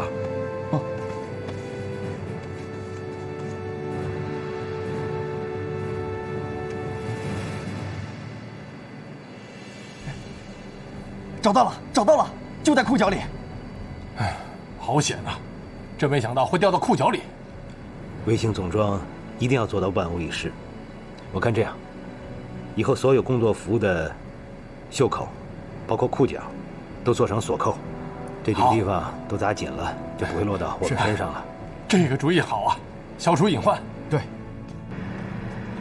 经过半个多月的奋战，东方红1号卫星在3月21日顺利组装完成。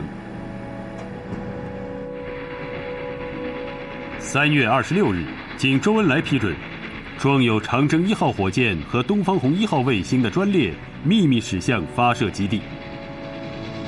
专列采取了最严密的保卫措施，沿途部队一步一岗，经过4天4夜不停的奔驰，到达酒泉发射基地。同志们辛苦了，我们的卫星和火箭昨天已经到了发射场。今天我请大家来，主要是想听一听一线的情况，大家随便谈谈。谢森同志啊，还是你先谈吧。火箭和卫星进入发射场以后，马上就进行装配，一是卫星和火箭的对接，2是3级火箭之间的对接。对接完成后还要检测。时间有保障吗？应该没有问题。这次发射，我们一定要吸取苏联和美国的教训，把准备工作做得越细越好，力求一次成功。总理，大家的信心都很足，已经让日本人捷足先登了。这次怎么也要把卫星送上去。我们对卫星前几年就提出过总体要求，12个字：上得去，跟得上，看得见，听得到。这一点我们必须做到。谢森同志，上次你说我们的火箭第1级和第2级的落点在什么地方？如果处理不好，调到我们国内或国外的某个城市，将给生命财产造成巨大的损失，同时也会造成不良的国际影响啊。第1级火箭同卫星分离以后，将会坠入我国甘肃的大漠；第2级将坠入南中国海；第3级则在广西的西北部上空同卫星分离，同卫星一起进入轨道。1级、2级火箭的坠落应该不会造成事故。好啊，这个问题解决了。下一个问题就是我们的卫星经过国外的哪些个城市？小范，铺地上。总理，您看，卫星飞经的外国城市我都标出来了。你看，卫星经过各国首都的时间要进行预报。一定要把这项工作做好、做细、做准确。我们的第1颗人造卫星，特别是经过也门、乌干达、赞比亚、坦桑尼亚、毛里塔尼亚这些国家，一定要预报准确，让这些外国朋友都能准时看到我国的第1颗人造卫星，都能收听到我们的卫星放射的东方红乐曲。这样将对第3世界人民以极大的鼓舞啊！总理放心吧，我们一定会完成任务。好，来，谢森同志，坐。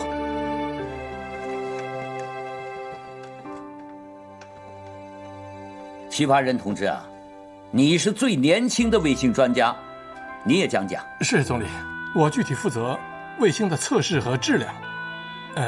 现在各准备工作已经完成了。保证卫星进入轨道之后，就会奏响东方红。你觉得卫星可不可靠？经过一系列的测试和试验之后，肯定是可靠的。好，年轻人有闯劲儿啊！你们要把这股劲坚持到最后。是，总理。已经12点多了，同志们的肚子已经饿了吧？这样吧，今天我请大家吃顿夜宵。总理，不用了，我们不饿。哎呀，大家这么辛苦，我这个地主之谊还是要尽的。哟，肉包子，吃吧，大家趁热吃。总理，我不吃。总理，那个小范同志啊，他是回族。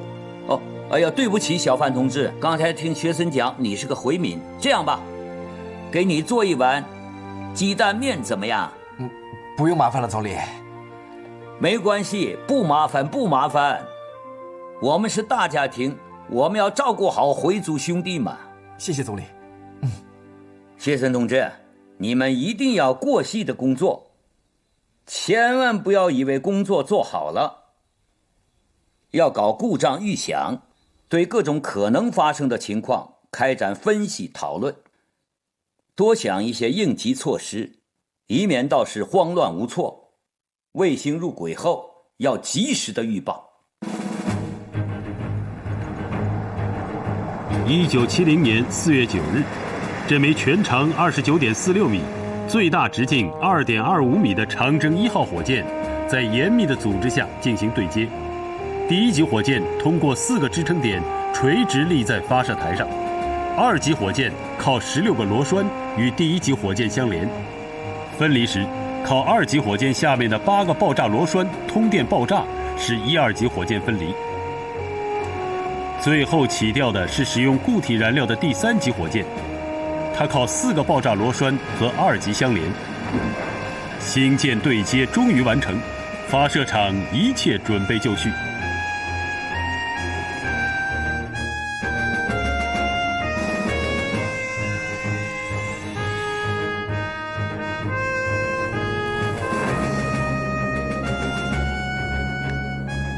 想什么呢？还是那个过载开关。小小的过载开关，弄得我是寝食难安。是啊，给你的压力也太大了。本来是个技术上的问题，可现在都成了政治问题，是对毛主席忠不忠的问题，难办啊。这次咱们回北京向总理汇报的时候，我准备把这个问题提出来。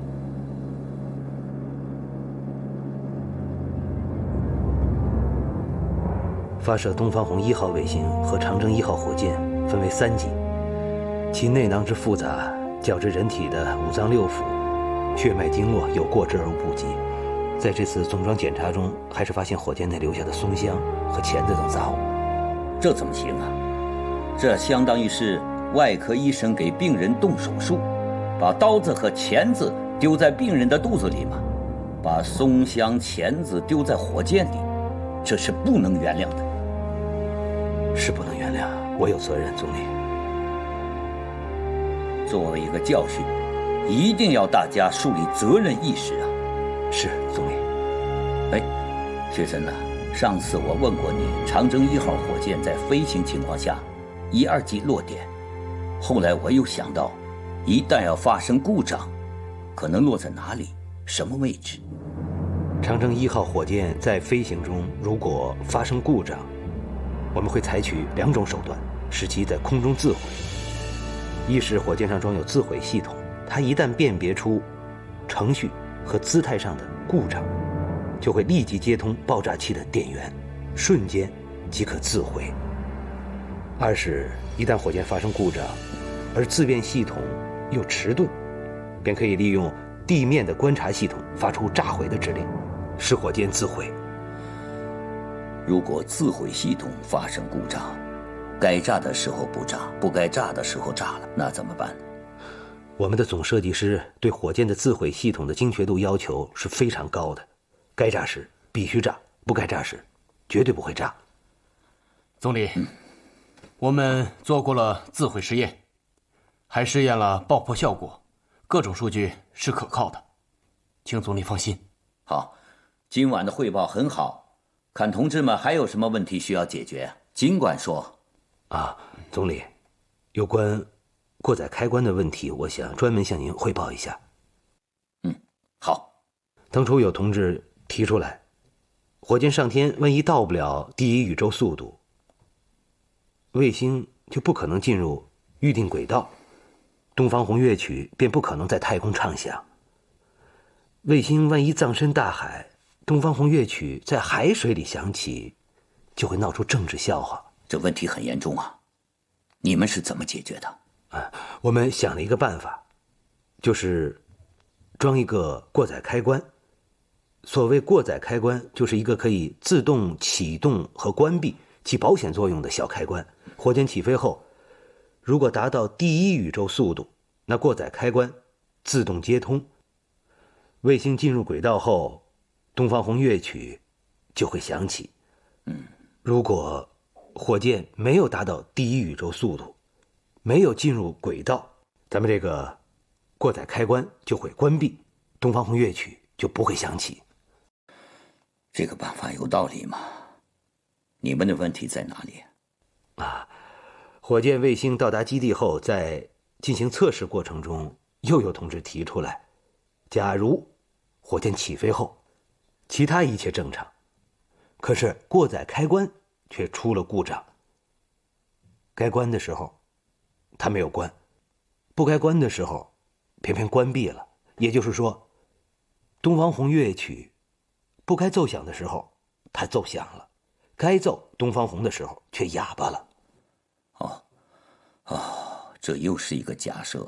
因为东方红1号卫星是一颗政治卫星，所以这些技术问题也就成了政治问题。我确实很困扰，这个过载开关装还是不装？开关虽小，关系重大呀。现在离卫星发射的时间越来越近了，这个开关它关系到东方红乐曲的播出问题，所以请总理决定。哦，你们认为火箭卫星到底可不可靠？当然可靠。薛森同志，你认为呢？经过几次的检查情况来看，质量是可靠的。既然你们认为可靠，那我个人认为这个开关完全可以不要。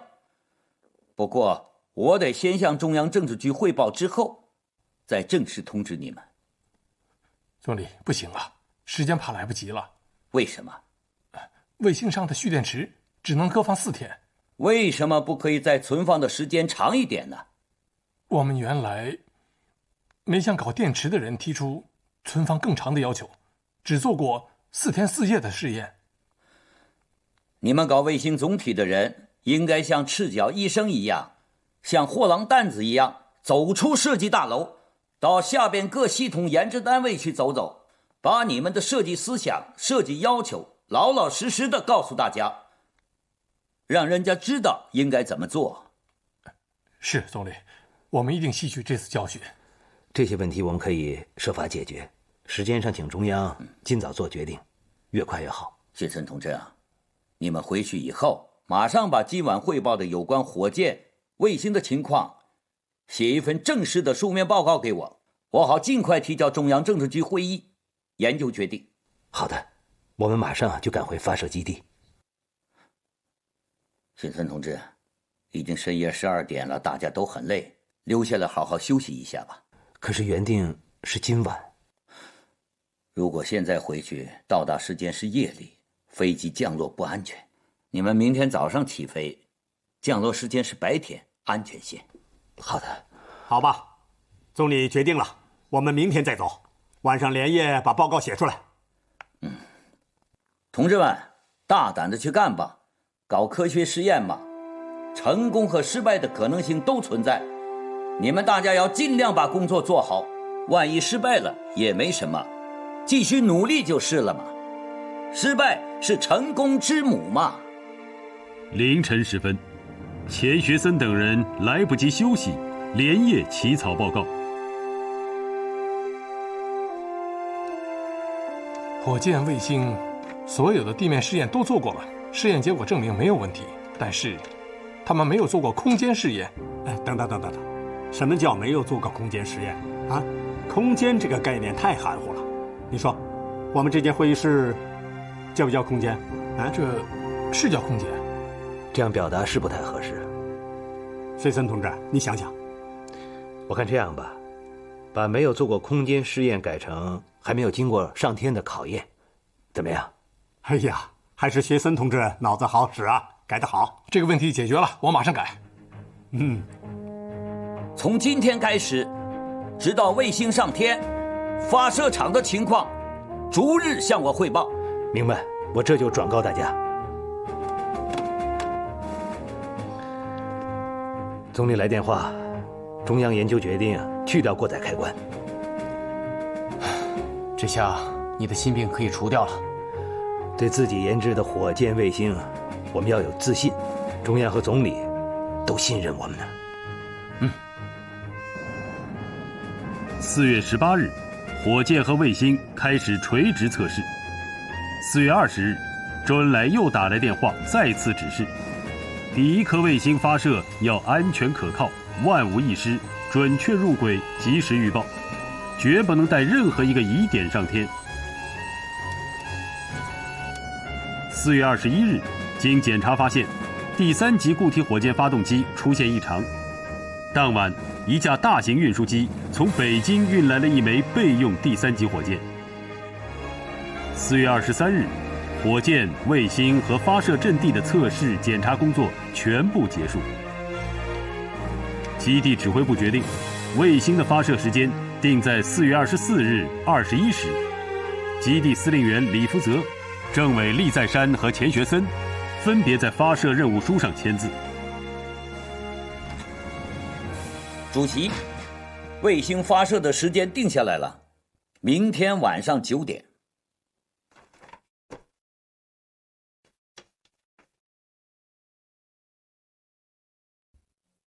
好嘛，我们的卫星终于要上天了。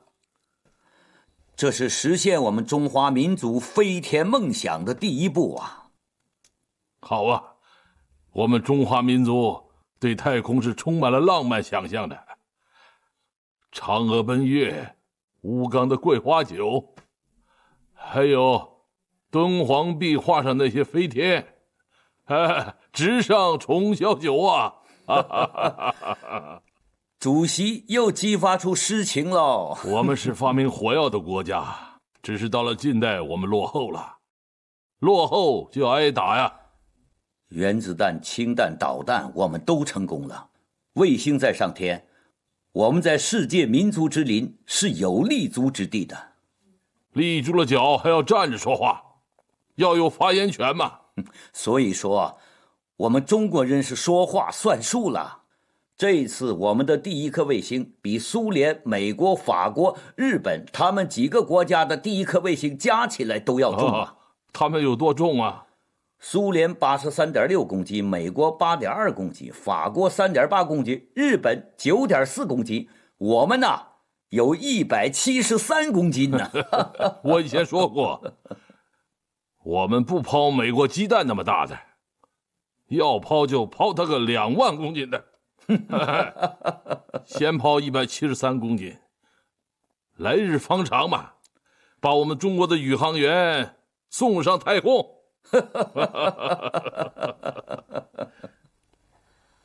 一切准备就绪了，就等总理下命令了。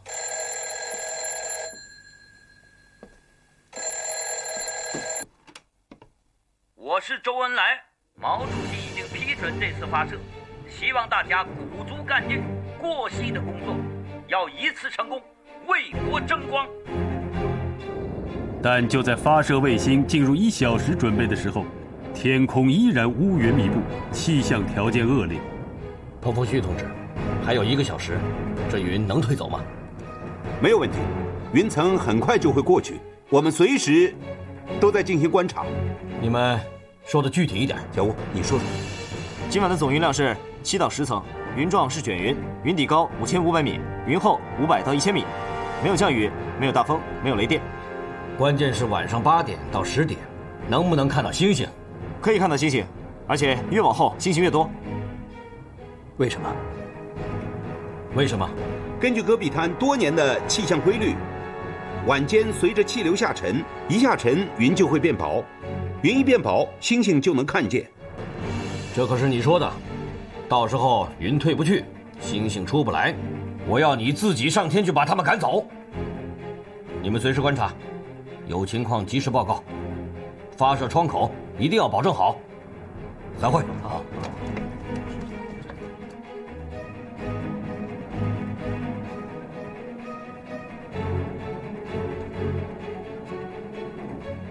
真是天有不测风云。正在大家为气象条件担忧的时候，突然又传来卫星故障的报告。报告，应答机信号丢失。什么？应答机信号丢失？知道了，你去吧。是。如果问题不出在卫星上，也许结局还比较乐观。要是故障是卫星本身所致，那麻烦就大了。根据气象预测，今天晚上可用的发射窗口只有1个小时。如果错过了发射窗口，那真是过了这个村没这个店了。大家先不要紧张，这跟临阵打仗一样，头脑一慌就要出错误。现在最需要的就是头脑冷静。学森同志，技术问题你来决定。马上查清楚故障原因，争分夺秒把它排除掉。哎，等等，你们告诉我，排除故障需要多少时间？如果顺利的话，需要30-40分钟。那不行，你们必须在20分钟之内把问题给我解决掉。好，就20分钟。走。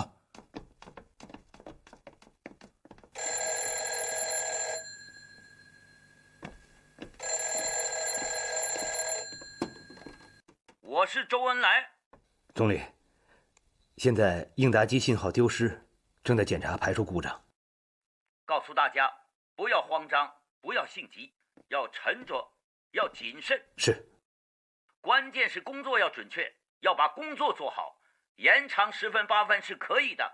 总理，如果没有特殊情况的话，建议发射0点为21点35分。好，我同意。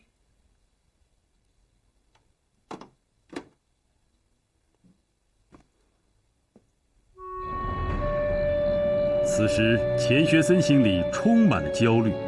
多次亲临现场主持导弹、火箭发射试验的他，还是第一次独自一人不停地在发射场边踱着步。虽然是一波3折，但幸运的是，故障很快就被查明，不是卫星的问题，是地面设备一个接头松动了。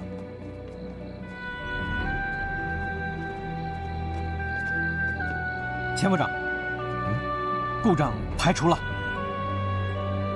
太好了。晚上9点，发射场上空的云层突然神话般的裂开了一道长廊，并向着火箭即将飞行的东南方向渐渐延伸出去。你们看，星光，呵，星光连成了一长条，太神奇了！这多像是一条星光铺成的长廊啊！神话，我感觉就像神话一样。我说比神话还要神奇，还要美。我们的火箭卫星就顺着这条星光长廊飞向太空，嫦娥奔月，遨游太空。我们中华民族多少年的飞天梦想，就要迈出第一步了。好，我知道了。故障排除，哈哈哈哈！这回咱们可以按时发射了。是。哎呀，天气好转，故障排除，真是双喜临门呐！9点35分，这个发射时间不要变了。是，30分钟准备。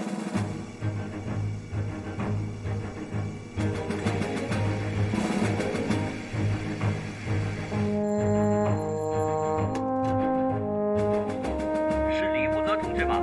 是，总理。请转告今晚战斗在发射场上的同志们，大家辛苦了。下一步关键是工作要准确，不要慌张，不要性急，要沉着，要谨慎，争取一次成功。是，总理，我一定把您的指示转告给同志们。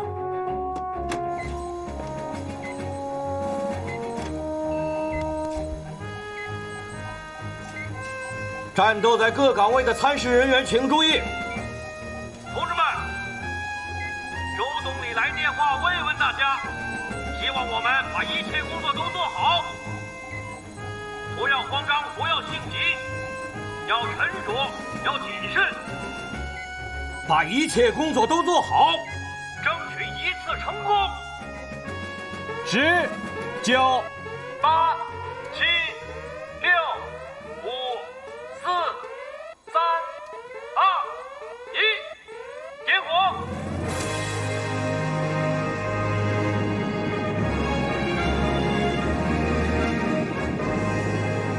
1970年4月24日21点35分，长征1号火箭装载着我国第一颗人造卫星东方红1号从发射基地发射升空。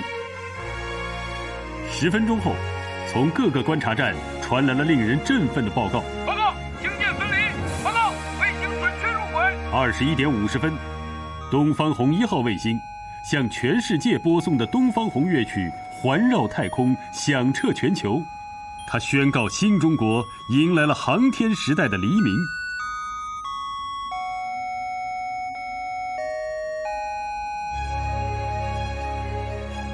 同志们，天上有我们中国的星星了！成功了！太好了！成功了！高兴！同志们，中央广播事业局打来电话，他们已经收到我国卫星上播放的东方红乐曲，声音非常清晰洪亮。下面请学森同志讲话。东方红1号卫星发射成功，是我国独立自主、自力更生方针的伟大胜利。但我们心里也有遗憾，因为日本在2月21日成功发射了他们的第1颗人造卫星，成为了世界第4。本来如果我们再抓得紧一些，我们是可以成为世界第4的，但现在只能称第5了。我们有遗憾，但是我们也很自豪，因为中国的第1颗卫星必定从世界东方升起来了。我们中国人自己设计的人造卫星，必定同苏联、美国的卫星并驾齐驱，遨游太空了。我们中国有卫星了！我们中国有卫星了！我们中国有卫星了！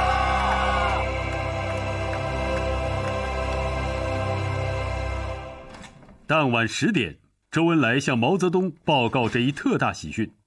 主席，卫星发射成功了。您说的我们也要搞人造卫星的愿望实现了。好，太好了！恩来，准备庆贺，准备庆贺。主席一连说了2个准备庆贺，我们是该要好好的准备了。还是像以前一样，先听听美国人的反应。新华社已经准备了新闻公报，我的意思也是这样，把公报里的有关参数搞准确了，等美国公布了做个比较再公布。好嘛，我们的成功先让别人去说，这样才更有意思嘛。恩来啊，我们的大庆就放在5一节吧。好啊。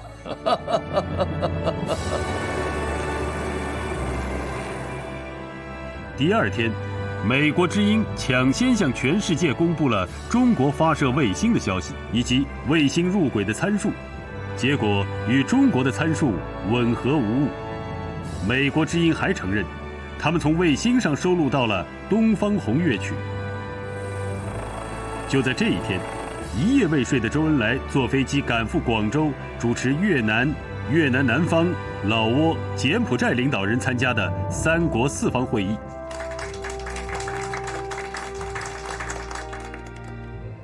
朋友们，为庆贺这次会议的召开和圆满成功，我给大家带来了中国人民的一份礼物，这就是中国于4月24日晚上9时35分，成功地发射了第1颗人造地球卫星。中国的人造地球卫星上天，是中国人民的胜利，也是我们大家的胜利。同一天晚6时，新华社授权向全世界宣布，昨天我国成功地发射了第1颗人造地球卫星。卫星运行轨道距地球最近点439公里，最远点2384公里，轨道平面与地球赤道平面的夹角68.5度，绕地球一周114分钟。卫星重173公斤，用20.009兆周的频率播送东方红乐曲。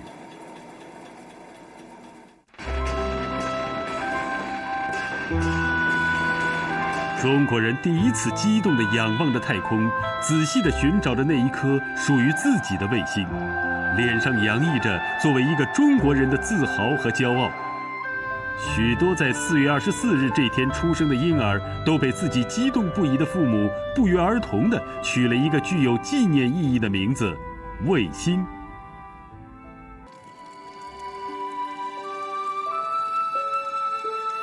此时，在北大荒军垦农场劳动的卫星观察体研究小组的沈祖伟和他的战友们，早早地等在原野上，等待着自己参与研制的卫星划过星空。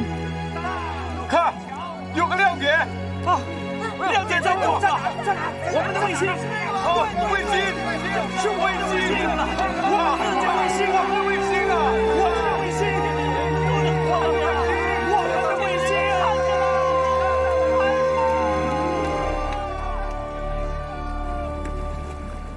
静儿，父亲，我还能再看到大海对面的那片土地吗？父亲，您千万不要太难过呀。都说要叶落归根，可我这片叶子落不回去了，真是个不孝子孙，愧对祖宗啊！父亲，您已经尽力了，祖宗是不会责怪您的。况且，父亲您不是曾经说过，孩儿我这一辈儿还有希望啊。以前我相信，可现在，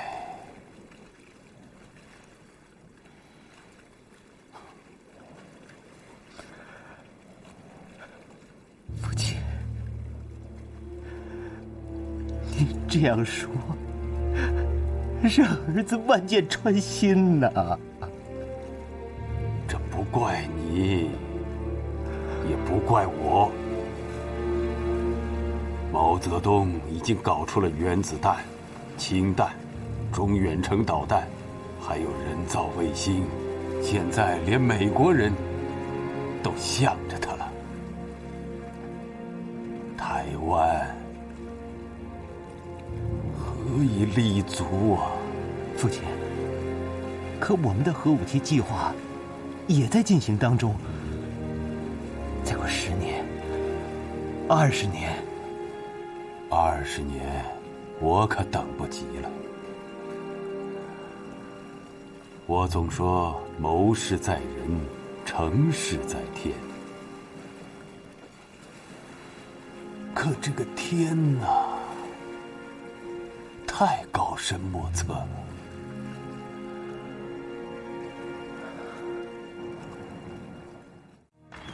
1970年5月1日晚，毛泽东登上天安门城楼，参加5·1劳动节庆典。主席啊，他们都是放卫星的。主席，了不起啊！中国人民感谢你们呐！我们是响应主席的号召，我们也要搞人造卫星。同志们辛苦了，谢谢你们呐！主席好，谢谢你们了！主席好。主席呀，你快看，我们的卫星来了，在那儿。主席呀，他们都是放卫星的。主席呀，他们都是放卫星的。主席，了不起啊！中国人民感谢你们呐！我们是响应主席的号召，我们也要搞人造卫星。同志们辛苦了，谢谢你们呐！主席好，谢谢你们了！主席好。主席呀，你快看，我们的卫星来了，在那儿。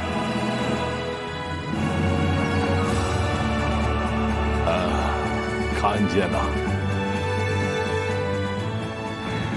2弹1星的研制成功，是新中国建设伟大成就的重要标志，充分显示了中华民族的创造力，在国内外产生了巨大而深远的影响。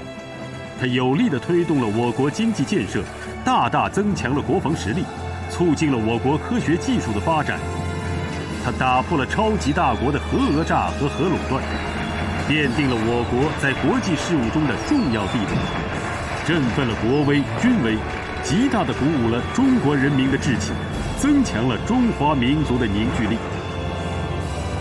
随着2弹1星的研制成功，毛泽东把目光放得更远，放到了中美关系的转折，放到了联合国恢复中华人民共和国的合法席位。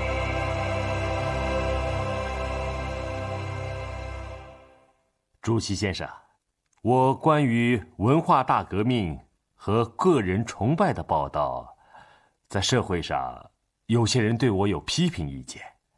没有关系，你不用担心，你的报道也没有错，确有其事嘛。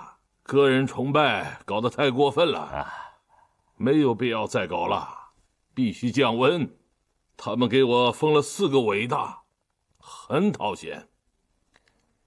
总有一天要统统去掉，只留一个 teacher 的称号就够了。teacher， 我跟你说过，我过去就是个教书先生。如果不是反动派逼我起来革命，我会安安静静的做一个 good teacher， 好教师。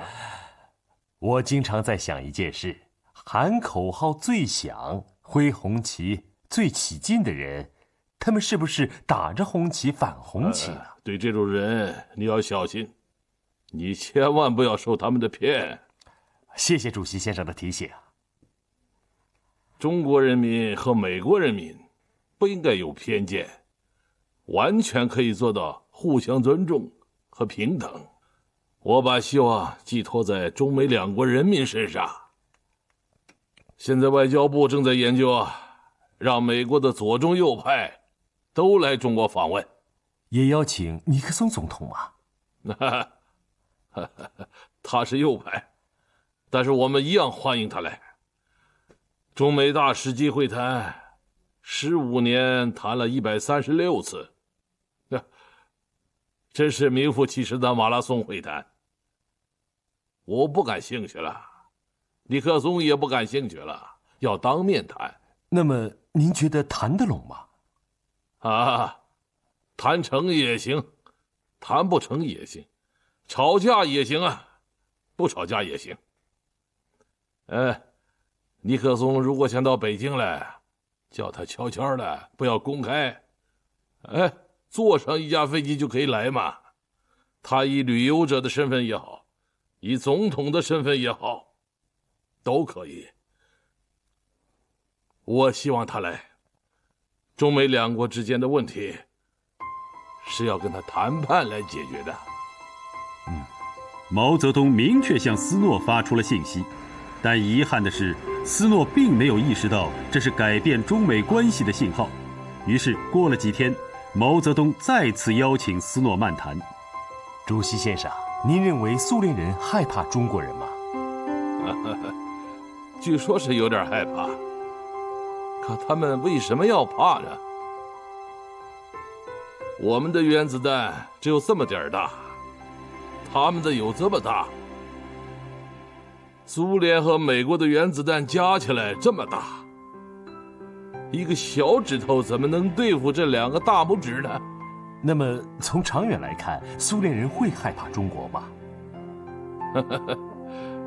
听说有人非常害怕房子里有几只老鼠，为什么呢？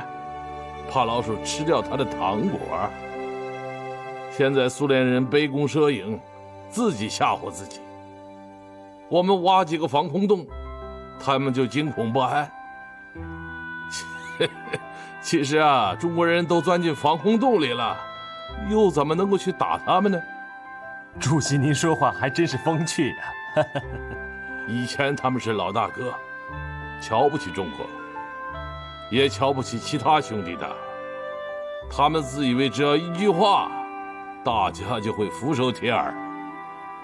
没想到也有不听的，有一个就是鄙人毛泽东。是，您说的是中国要向美国学习，学习你们把权力和财富分散到各州的办法。中央政府不能什么都包办，还是要强调地方的积极性。什么都交给我是不行的，我老了，总有一天要死的。主席先生，我和中国人民一样，希望您能健康长寿。这是自然规律，谁也逃不掉。当然，我是不怕去见上帝的，他从来不要我。好几次我以为会见到他，但是他溜掉了。主席先生，您当年在战争年代的遇险，我当时在做遇险采访的时候，就曾经听到过。我的妻子2个弟弟1个侄子，1个儿子，他们都为革命牺牲了。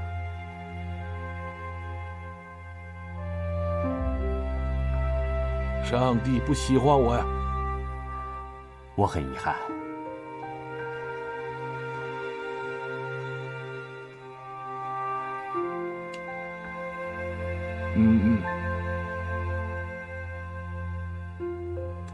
保重啊。好。你也保重。再见。再见。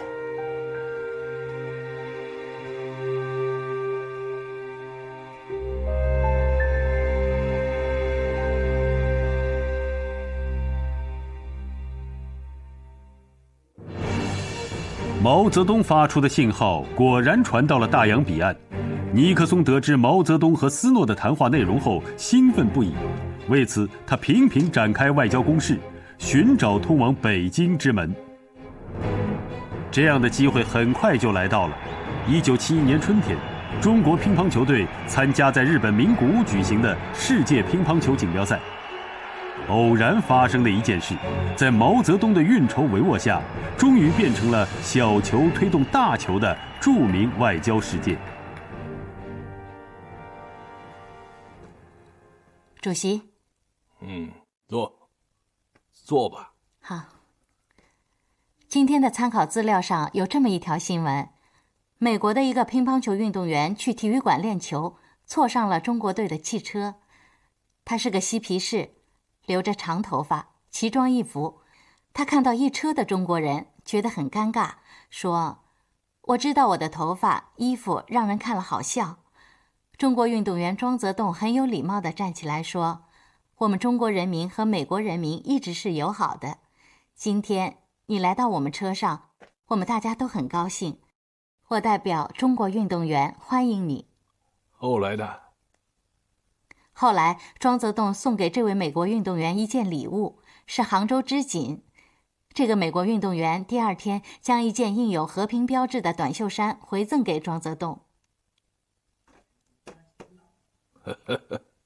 这个庄则栋不但球打得好，还会办外交啊！此人有点政治头脑。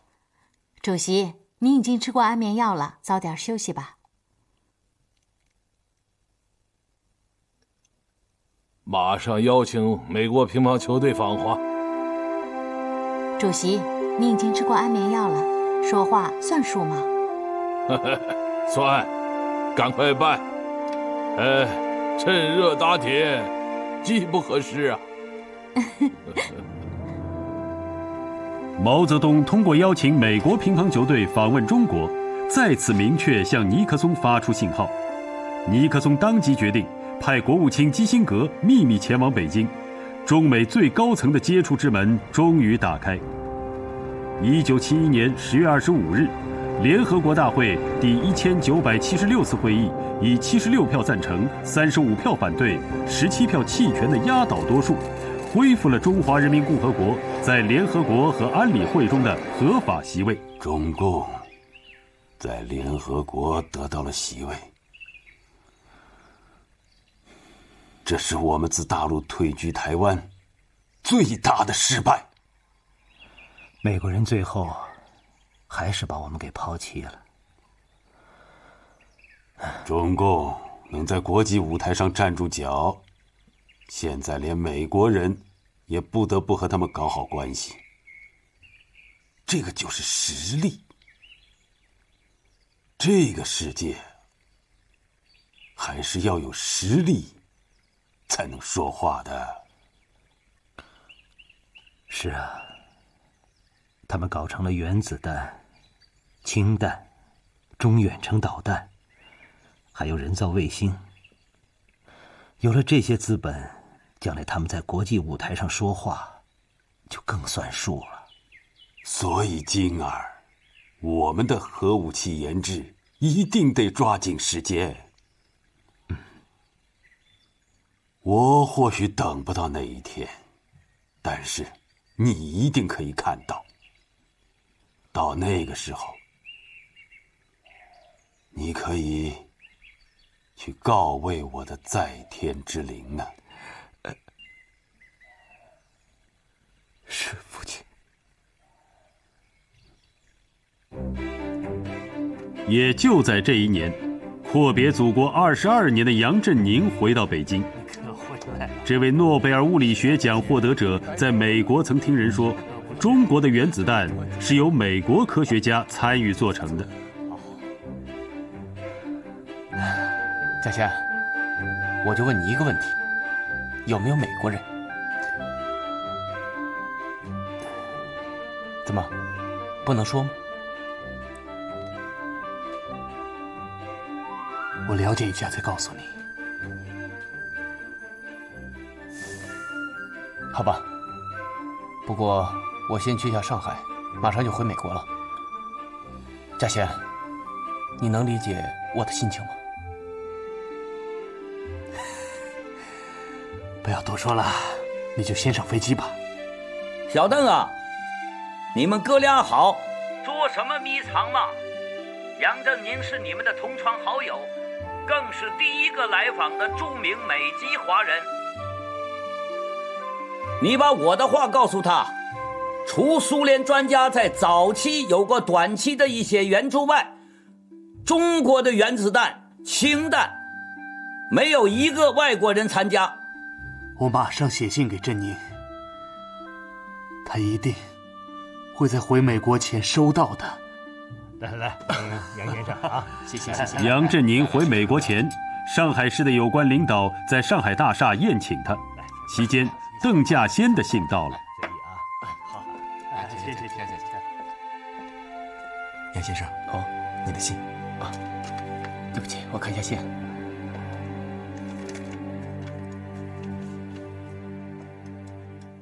邓稼先在信里告诉他，中国原子武器工程中，除了最早于1959年底以前曾得到苏联的极少援助以外，没有任何外国人参加。怎么了，杨先生？没什么，我去下洗手间。来。忽报人间曾伏虎，泪飞顿作倾盆雨。杨振宁事后说，他始终想不清楚，邓稼先短短的信为什么给他那样大的情感震动？为了民族自豪，还是为了他的挚友邓稼先感到骄傲？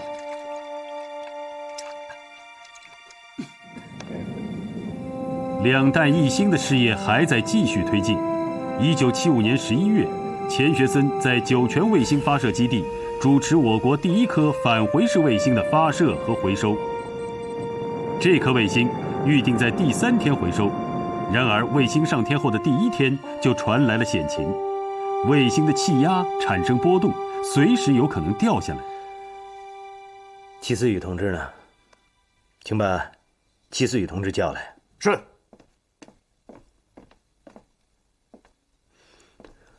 老齐，卫星掉下来的可能性有多大？坐下来说。好。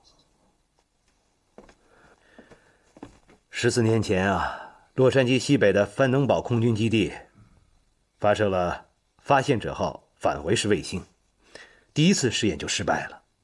以后3年回收试验38次，有12次都失败了。苏联卫星的回收也失败过很多次，所以我想老天不会总是偏爱我们的。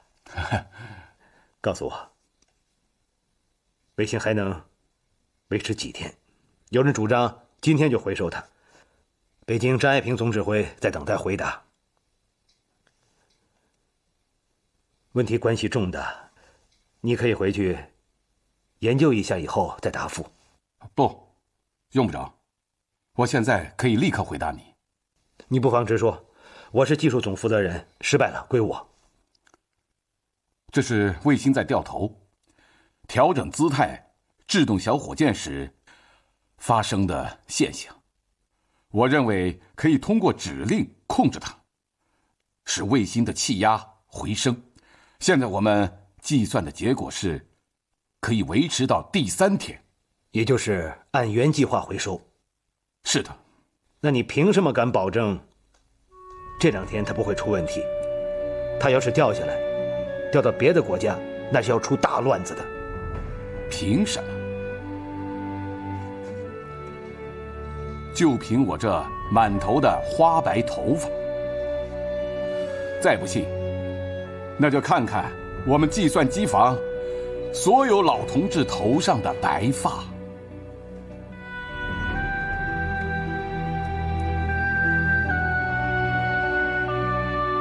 在这些白发里，储存的都是数据啊！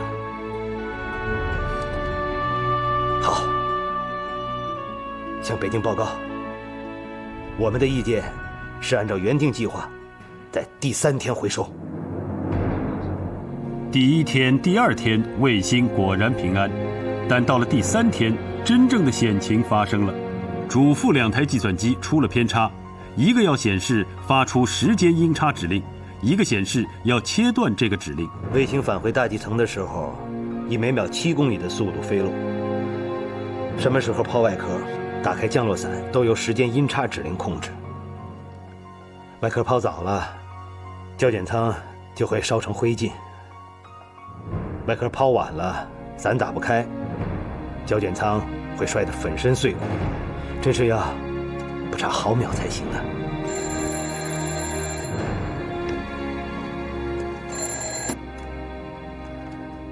喂，是我，张总指挥。是，我知道了。张爱萍总指挥从北京来电，询问到底是哪台计算机有故障，新的时间音差指令到底发不发？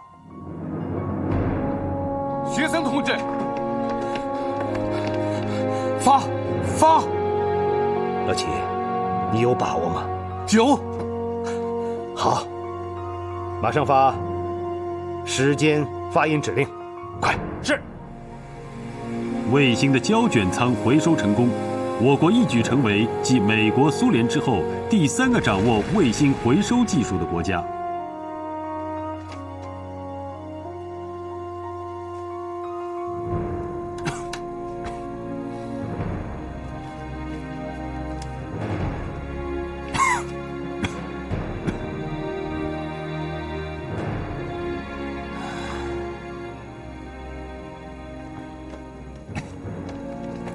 哎呀，真冷啊！是，老邓，你怎么样？老邓，你这几天身体不好，是不是又便血了？要注意啊。没事儿，就是有点腹泻。老邓，你这是不要命！你看你的脸都发青了。就是，老邓，这几年你在试验现场都晕倒过多少次了？别说这些了。这次第2代核武器的地下试验至关重要。老邓啊，你已经准备向第3代核武器进军了。我们这一代人要干国外2代、3代人干的事业啊。如果说原子弹、氢弹是大规模摧残性的进攻武器的话，那么我们新一代核武器则是一种有效的战略防御武器，是扼杀武器的武器。是啊，它对于保卫国防具有更重要的价值。所以，这个扼杀武器的武器，我们一定要搞成的。外国人可以做到，我们也一定可以做到。小胡，进行试验的时候，一定要找到那个尖尖。我知道，我来检测。老邓啊，竖井下面的核装置放得怎么样了？在等他们的消息。这次试验的数据至关重要啊！老邓，你都几天没休息了，你先回去休息吧。我和老于在这守着呢。不行，我不能走。这里现在是战场，你呀，就这脾气。来，这是盐水，补充点水分。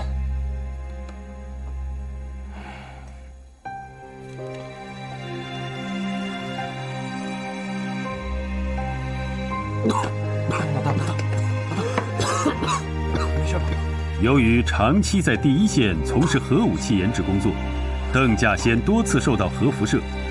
实际上，这时候他已经得了绝症，但他仍然拼命坚持着，不让自己倒下。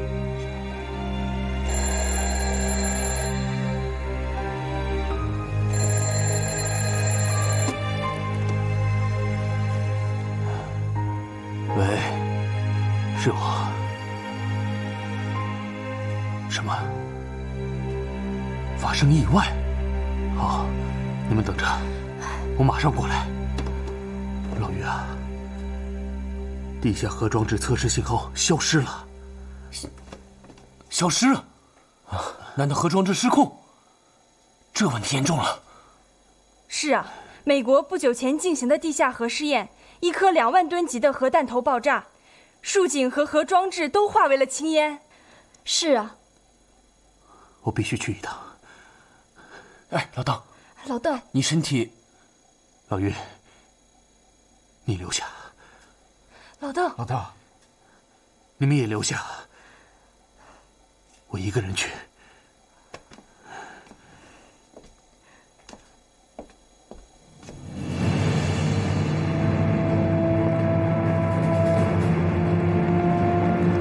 老邓，你没事吧？没事。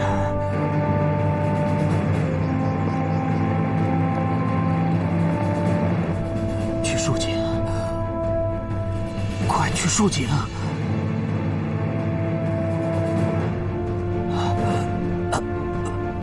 老邓，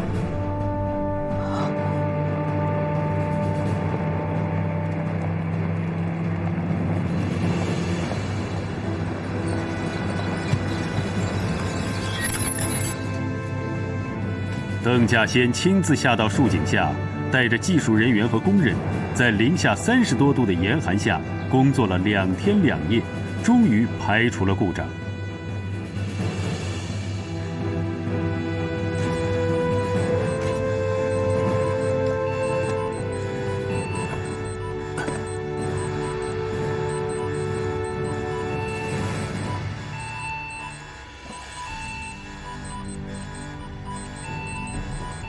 开始，起爆！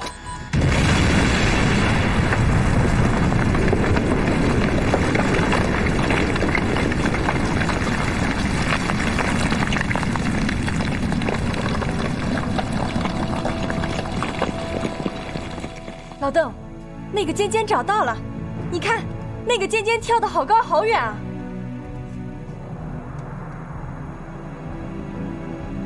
中子主体点火正常，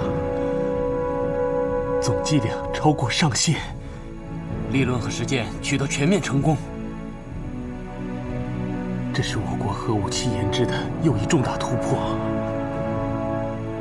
这标志着我国第2代核武器试验成功了，成功了！太好了，太好了！我们要向第3代核武器进军了！好，太好了，太好了！此刻，邓稼先体内的癌细胞也像被激活的原子那样，正酝酿着一场可怕的裂变。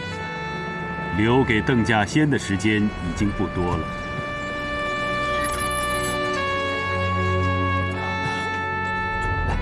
老大，没事。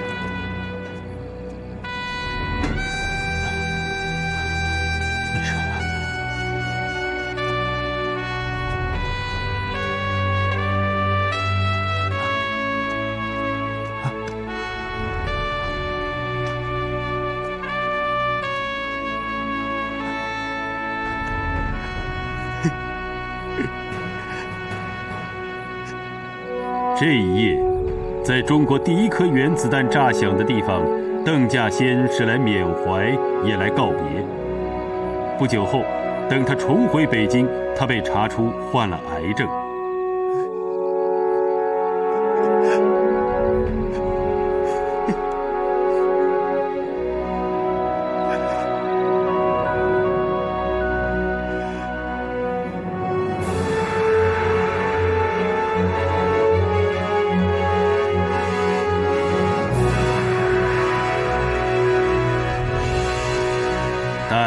经无悔了，他流的也许是欣慰的泪水，因为这里有他的血汗，更有他的生命。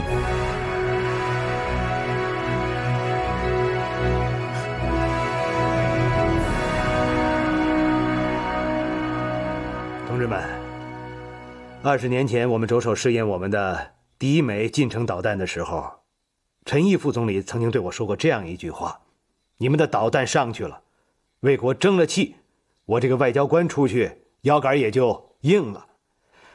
60年代初，我们的近程导弹上去了，今天我们的远程导弹也要上去，为祖国再次争光。洲际导弹掌握在侵略者手里，就会成为他们称霸的资本；掌握在中国人民手里，就会成为世界和平与安全的保障。同志们，我们每一个人都是世界和平的保护神呐！新华社发布公告，中国将向南太平洋半径70公里的海域进行远程运载火箭发射试验。世界的目光再次聚焦到中国，聚焦到钱学森身上。2天后，美国合众社向世界播发了题为《中国导弹之父钱学森》的专稿。文章这样说：正是因为有了钱学森，中国才在1970年成功发射了第一颗人造卫星。现在，由他负责研究的火箭，正在使中国成为同苏联、美国一样，能把核弹头射向世界上任何一个地方的国家。文章接着说，本周星期四是钱终生事业的一个里程碑。在这一天，中国宣布成功地向新西兰和澳大利亚周围海域发射了一枚洲际导弹火箭。邓稼先动手术那天，75岁高龄、时任国防部长的张爱萍一大早赶到医院，亲自守在手术室外。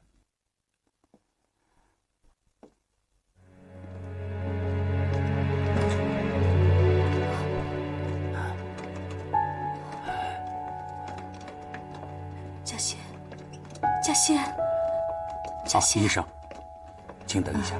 病人还在麻醉中。医生，请告诉我，活体检查怎么样？癌细胞是否扩散了？活体检查的结果要1星期之后才能知道。哎呀，那不行，太久了。我就在这里等，你们要尽快拿出报告来。要千方百计地抢救我们的科学家，因为他是我们的国宝啊！手术后活体检查的结果是无情的，邓稼先的癌症到了晚期，癌细胞已经扩散转移。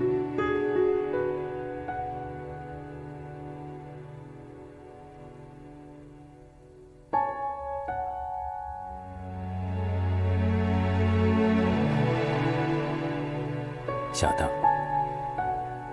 有什么要求，你尽管提啊。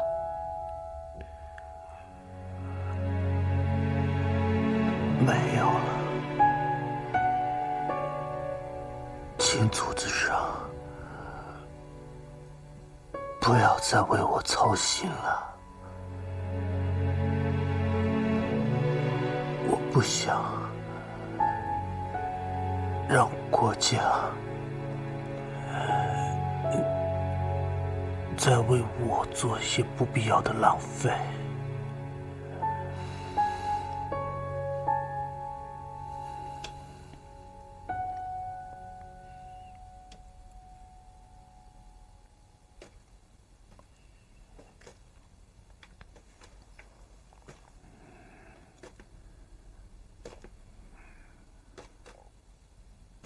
稼先，别写了，休息会儿吧。不能休息，我一定要把这建议书写完。你身体太虚了，你头上都在出汗。啊，帮你擦擦。在最后的日子里，邓稼先仍牵挂着我国的核武器事业。他和俞敏商议，联名给中央写了份建议书，这份建议书提出了我国核武器发展的目标、途径和措施。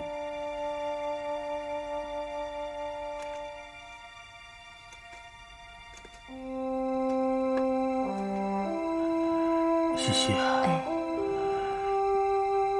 马上把这建议书送上去。路上小心，它关系到我们国家的国防，比你生命还重要。我知道，它是你的生命。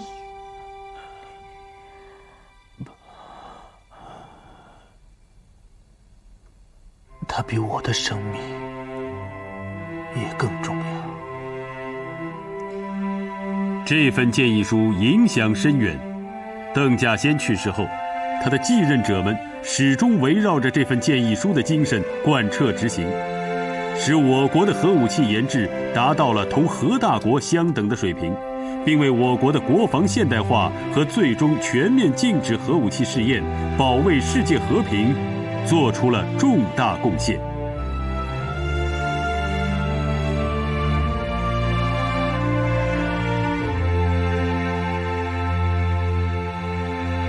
1986年7月29日，邓稼先因全身大出血病逝，终年62岁。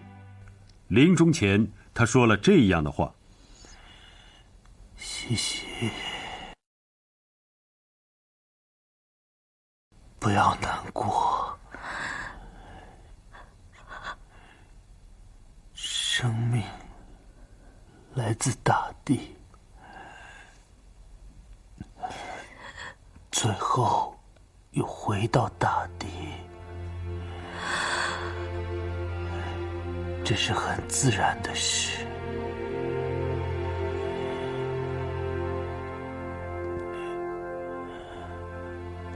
清朝的龚自珍曾在诗里写道：“落红不是无情物，化作春泥更护花。”古人都有这种情怀，我们不应该逊于古人。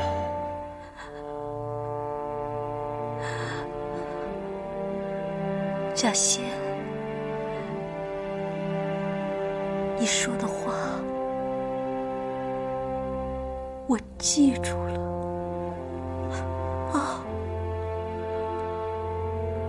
我全记住了。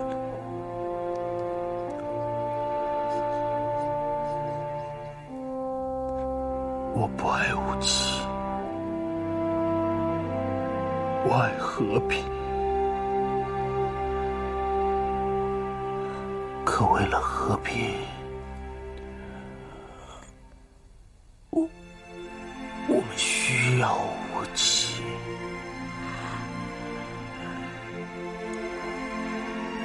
要是生命结束以后还可以再生，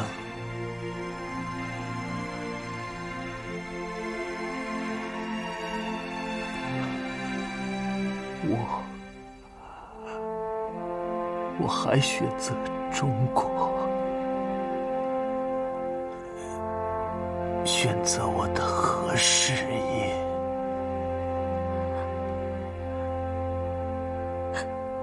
稼先，要还有什么话要说，你就说吧，啊，说吧。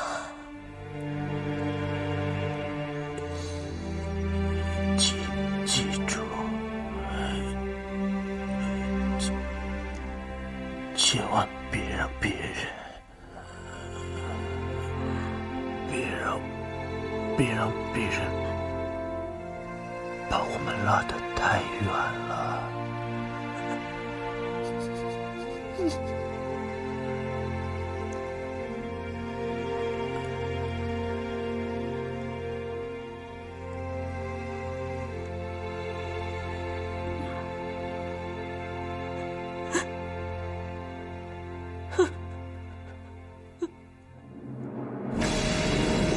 邓稼先和他的战友们1代人完成了别国5代科学家的任务，一口气从原子弹干到氢弹，干到中子弹，再干到电脑模拟的核极限，赶上了其他核大国的水平。1996年7月29日，在邓稼先逝世10周年的纪念日，我国进行了最后一次核试验。第2天，我国政府庄严宣布，我国从此暂停核试验。导弹和卫星方面，我国研制出了各种类型的导弹，成功发射了洲际导弹。1975年，我国发射了返回式卫星。1980年，一箭3星发射成功。步入21世纪，我国的航天事业更是大步向前。中国，这个发明火药的古老国家，终于实现了腾飞的愿望，飞天的梦想变成了现实。中华民族正以越来越强大的姿态屹立在世界的东方，而这一切都离不开2弹1星开创的伟大事业，离不开毛泽东、周恩来等老一辈领导人高瞻远瞩、运筹帷幄的决策与坚强的指挥，离不开以钱学森为代表的杰出科学家们的无私奉献与艰苦卓绝的奋斗。如果60年来，中国没有原子弹、氢弹，没有发射卫星，中国就不能叫有重要影响的大国，就没有现在这样的国际地位。这些东西反映了一个民族的能力，也是一个民族、一个国家兴旺发达的标志。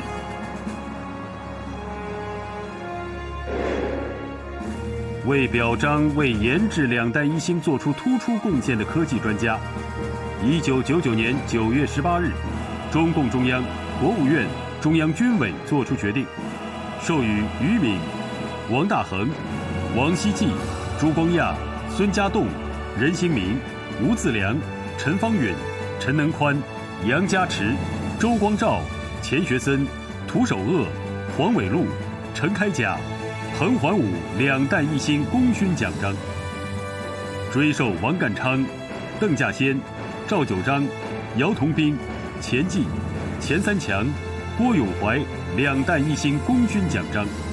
这23位科技专家是人民共和国的功臣。